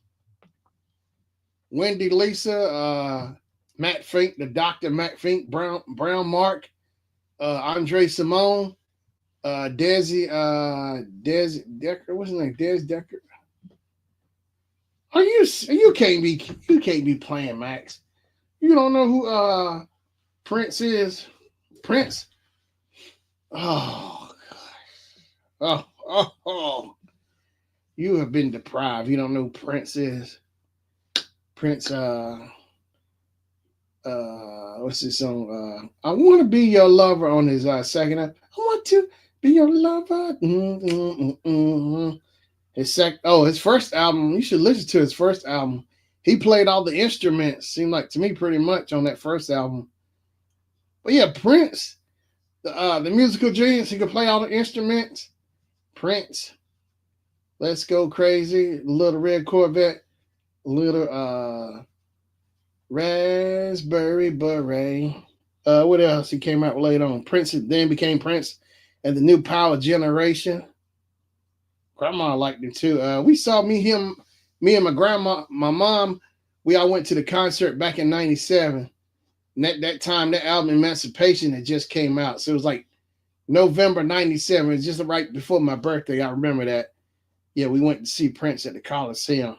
Grandma was with us, with me and my mom. She bought us tickets. We went to the Coliseum. It was a little cold though because it was also a hockey arena too. So the ice was covered up, so you could feel the cold from the floor, from the arena.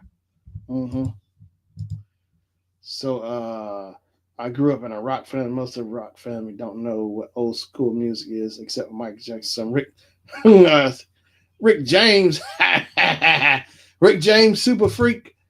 And who is Marvin Gaye? Oh. Marvin Gaye, Let's Get It On. Sexual Healing. Robin Thicke sampled Marvin Gaye's song Got to Give It Up. Marvin Gaye did What's Going On. To get lines, don't punish me with brutality. Marvin Gaye was a Motown artist. So was Michael Jackson. He was with his brothers, the Jackson Five, Marvin Gaye. Rick James was also in Motown as well. Look up Berry Gordy. Look up Motown, all the artists. Look at Motown. Motown had a wide variety of artists, starting back in the 60s. Diana Ross and Supremes, the Temptations, the Four Tops, the Spinners, Thelma Houston, the Commodores.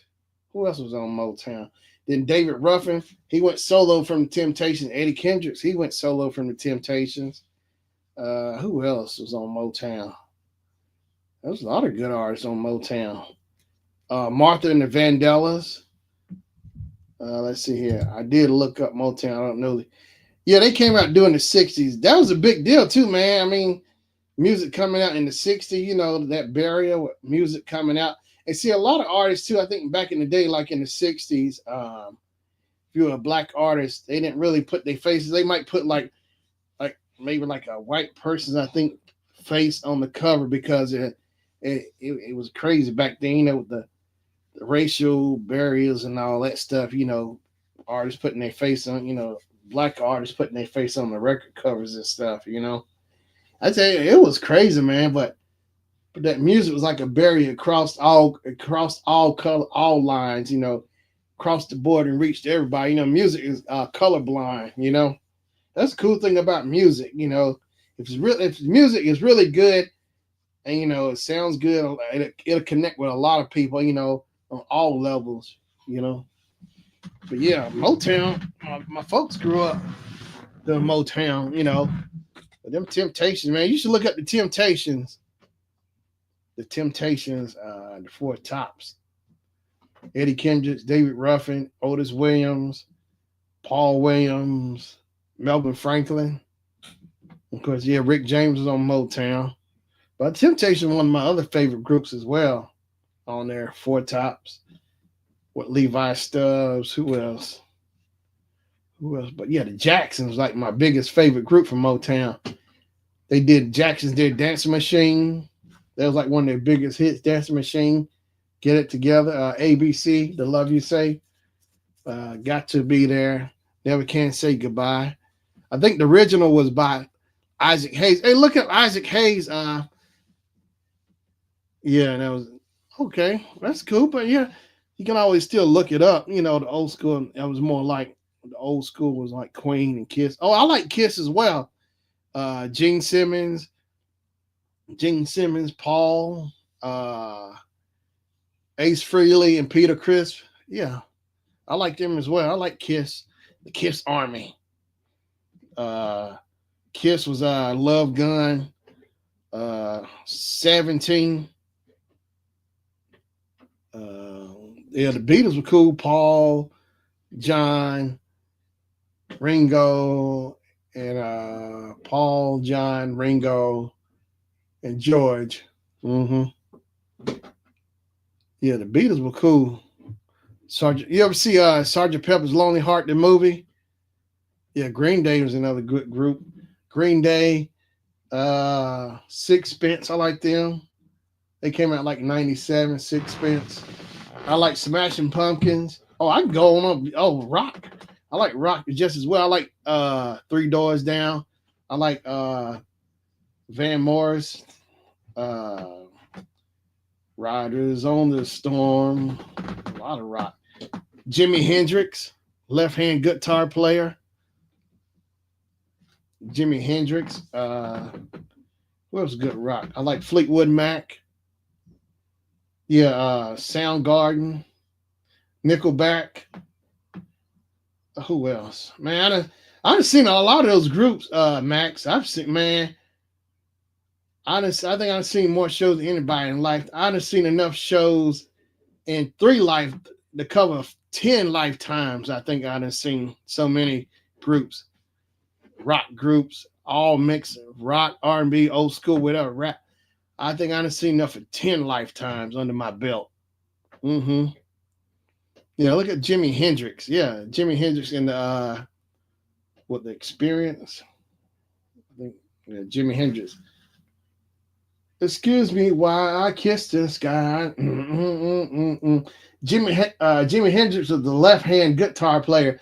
I think what he did was he took the neck on the guitar, he flipped it the other way around because I don't think they made guitar for left-handed players. So I think he took the neck and flipped it so he could coordinate and play with his left hand. Jimi Hendrix, because he was a left-hand player. He was left-handed. Boom, boom, boom, boom, boom. Purple Haze. But yeah, look at Jimi Hendrix. Who else came in? Look up Janis Joplin. Mm-hmm. Look up the Mamas and the Papas. All those rock groups. Who else rock groups back in the 60s? And like if you go online, you can look up the Ed Sullivan show. And like he had a lot of artists came on the Ed Sullivan show like 50s and the 60s. And you can see a lot of them use those synthesizers too. That's when I think synthesizer came out in the 50s, and they were using, I like that one song, Incense and Peppermint. I can't think of who sing it. Incense and Peppermint. But yeah, look up. I like the Beach Boys are good too. Beach Boys. Who else? Zach said DMX dude, and yeah, DMX is cool. Mystical. Oh, I like them too. Master P. Mystical. Watch yourself. Shake it fast. I like Mystical. Mystical. No Limit Records. Mystical. Master P. C Murder. What was his brother? Can't think of his name.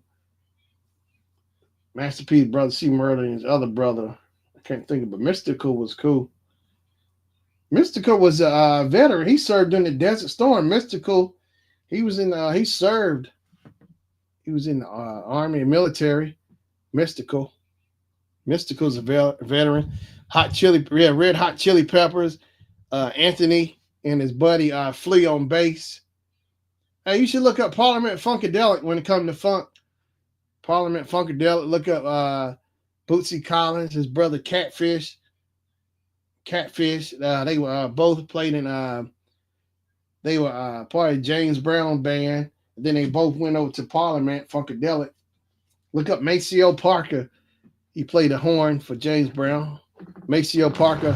Fred Wesley. He was part of James Brown. Look up the JBs.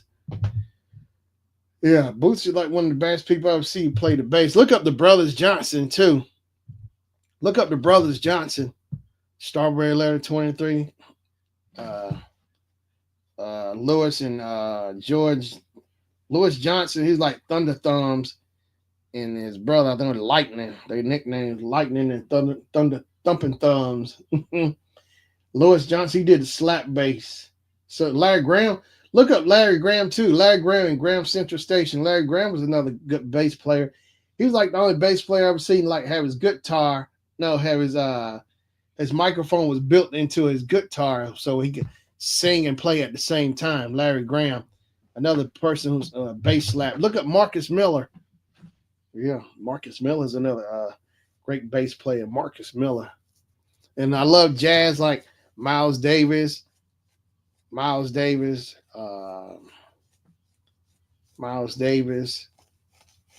Cab Calloway, Count Basie, Fats Wallace.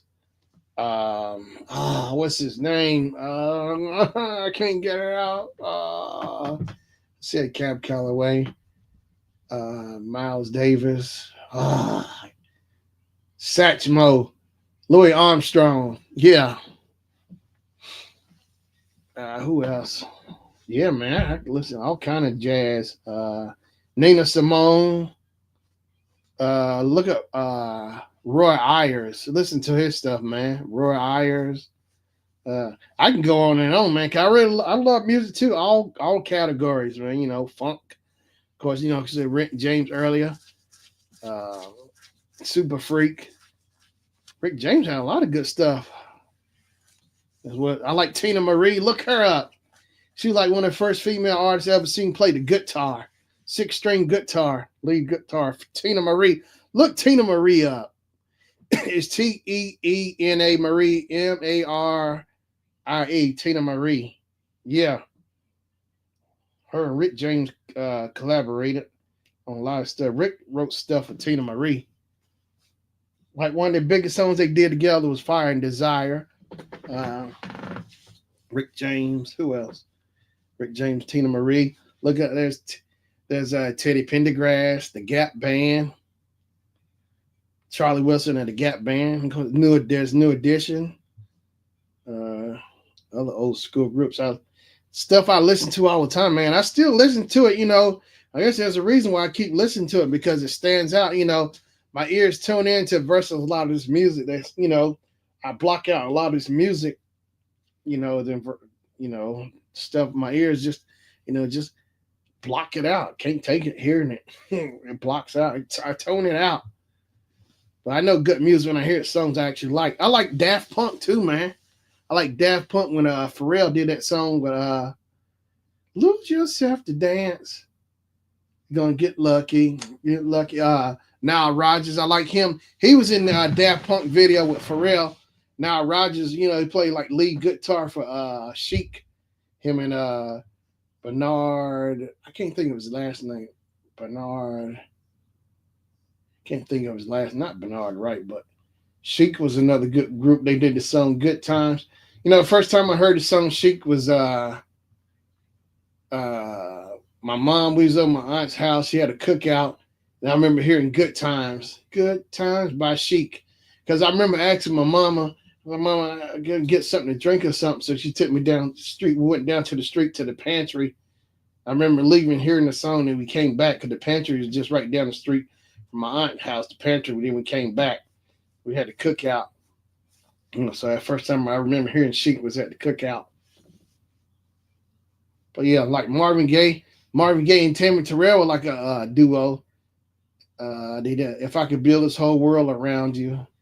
Marvin Gaye and Tammy Terrell. And see, I learned a lot of stuff from my mom, my dad. In the car listening. I didn't know who these people were, but I knew I kind of knew. I liked some of the stuff. I listened to it. Marvin Gaye, Tammy Terrell. Who else? James Brown. Of course, I think I first heard James Brown through my grandma, because she would put the records on. See, my grandma influenced, my mom, because like whatever grandma played, my mom listened to it too. So I grew up listening to all of it, BB King, Bobby Blue Bland. Look those guys up too, Max, Bobby Blue Bland, BB King, BB King, BB stood for Blues Boy King. BB King, he called his guitar's name Lucille. It was a hollow body. Tito Jackson also played a hollow body guitar. And the lead singer from GQ had a hollow body. I think his was red though. Yeah, but BB King is really good. I love BB King blues, What's his name? Coco Taylor. Oh man. But yeah, Max, I can go on and on all day, but I can. There's so much music I can tell you. The groups and music I like a lot of the songs. But BB King is an artist you really should check out if you like blues. Of course, check out Aretha Franklin. She got stuff too. Of course, and Stevie Wonder, the ninth wonder of the world, another musical genius, Stevie Wonder. I've seen Stevie Wonder twice.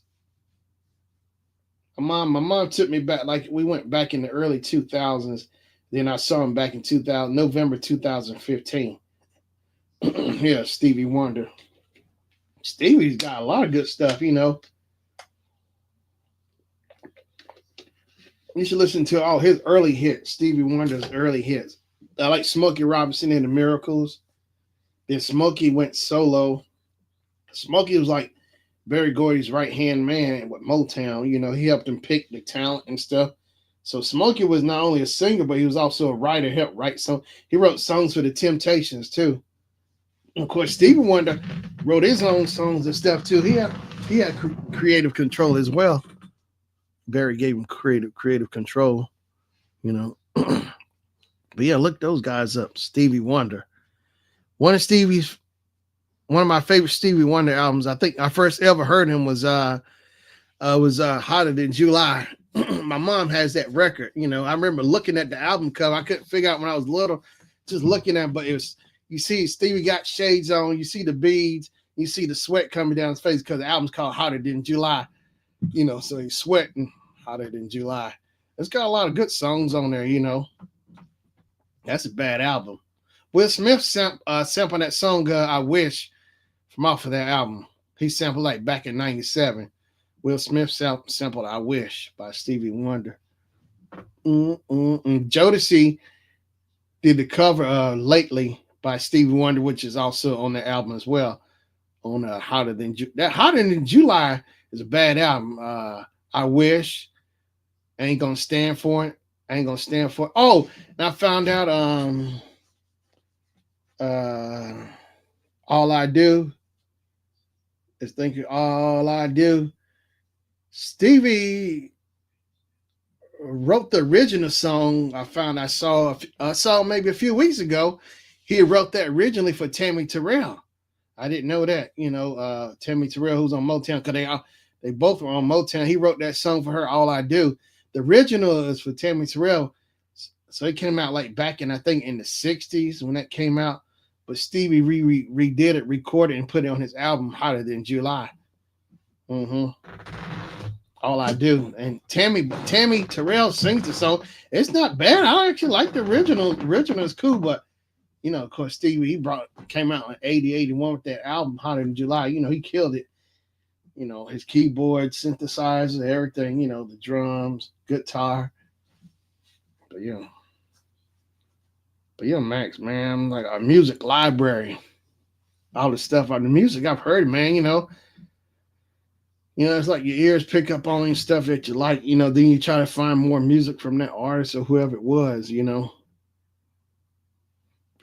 But man, that Stevie Wonder, I like that was a song I like by Stevie Wonder. It's on the album called The Journey of Life. It's like a plant movie or something. And Stevie made a soundtrack for it. The Journey of Life or Plants or something, whatever it is. I can't think of it. But the one song, it's a few songs that stick out on the album. One called like Flower Power, but the other one's called Send One Your Love. That was like, I think he said like on that song, he started using like digital synthesizers, like the technology was a little more and more advanced, and on that album he experimented. So then the next album, of course, Hotter Than July, he did it even more. He pushed the envelope even more on that Hotter Than July album. Mm-hmm. But Stevie had good songs and hits in the 80s as well. Love, Light, and Flight. He did the soundtrack for The Woman in Red with Gene Wilder and Kelly LeBrock in there. The Woman in Red. I think what's her name? The comedian actress who played on Saturday Night Live, Gilda Radner. I think Gilda Radner played Gene Wilder's wife on it. The Woman in Red. I think it's Gilda Radner. But yeah, man. Really, there's a lot of good music out there. Just all depends on what you like. Like I was saying, go back to Prince.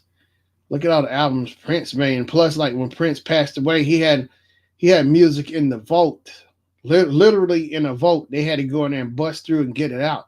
He had so much. And like I saw Prince on American Bandstand with Dick Clark back in '79. So Dick Clark was just kind of giving you a little background on Prince. He said Prince was at 15, he was shopping his own demos. See, Prince's dad was a musician and his mom, she was a musician, a singer too, So Prince's name came from his dad's group, Prince Rogers Nelson. Prince Rogers Nelson, it was his dad's group. So he named Prince after his group, Prince Rogers Nelson. Mm-hmm. But yeah, music is in his blood. Prince Rogers Nelson. But yeah, Prince, he wrote, he put Morris Day in the Time. And Max, you ever heard Morris Day in the Time? I'm sure you heard of Morris Day in the Time. Jungle Love. Oh, Jungle Love. The Bird. Because Morris Day in the Time was in Purple Rain as well. Yeah. Jelly Bean Johnson on drums. Jimmy Jam, Terry Lewis. Jimmy Jam on keyboards, him and Monty. Terry on bass. Jesse Johnson on guitar. Jerome played drum and had the mirror, or whatever. Jerome Benton. But yeah, man. Music is something else. That's for sure. Look at all the artists. Look at James Brown, how many artists he influenced. And you can hear, I noticed, back in the 80s when rap music came out, Heavy D sampled his stuff. A lot of artists sampled. James Brown, one of the biggest artists to be sampled with music. James Brown. Yep. James Brown.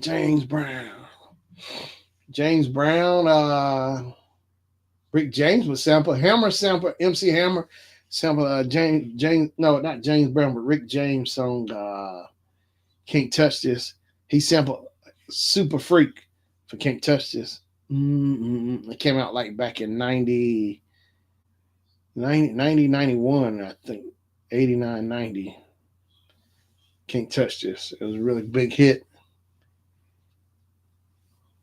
Also, like Weird Al Yankovic, his whole career has been based off of you know, taking music and making parodies off of like Michael Jackson. Michael Jackson had Beat It, so Weird Al had Eat It.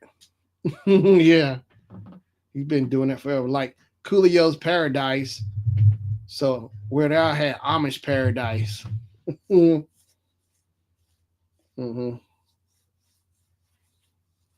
But yeah, Weird Al done good over the years too. What 40 something year career of parodies of other songs and good too. Good at it, Weird Al Yankovic. Who else? But yeah, that's just a few. Mm-hmm. I can think of. I'm trying to think. Who else I've seen? So artist you never heard, Frankie Beverly, the Maze featuring Frankie Beverly. He passed away months ago. Frankie Beverly from the group Maze. I saw him back in 2002. Yeah, so Maze back in 2002. And on that concert bill, Bernie Mac, the comedian, stand up, he was on it. Bernie Mac was on that show. Yeah, it sure was. So that was back in like November 2002, I think, somewhere in there. Mm-hmm. Bum, bum, bum. Oh, I've seen Morris Day in the Time. They were. I told somebody else I saw A&T's Homecoming. I think. Yeah. So I think it was. Yeah, it was Patti LaBelle. Patti LaBelle was the opener. You have Morris Day in the Time. Morris Day in the Time. Zap and Midnight Star all on the same bill. Mm-hmm. Mm-hmm. Mm-hmm. It was a really good show. Yep. Mm-hmm. But yeah, it was a really good show. Oh boy, look at the time. Yeah, I'm starting to slow down. I guess I better get off of here. It's been a long day. So I appreciate my mom coming on here, Max Charles coming on here, Zach, uh, Shaz coming on here, Charles coming on here, Jordan Clark. All right, so I appreciate everybody coming on here. So I should be back on here at 7:00 next week. Next week could be March. It sure will. Next week will be March. Next month is springtime. I had enough of winter. I'm over it. The snow, everything, the cold, everything. Tired of leaving work and start seeing snow flurries coming down. And I can tell here when it's going to snow. It can be like 10 or 11 o'clock in the morning. It's already freezing and the sky is gray and dark. You can tell that means snow is coming. It gets like that real cold cranking up. And the wind chill factor don't help none of that index. Oh gosh. All right, y'all. So I'll be back on here next week at 7:00. Yes, 7:00. It's all right. I'm out of here. Good night, everybody. Good night, everybody. Dun dun dun dun dun dun dun dun dun. Dun, dun, dun, dun, dun, dun, dun, dun. All right, good night, Mama. All right, love you, Mama. Good night. I'll try to call you tomorrow or whatever. All right, good night. Good night, everybody.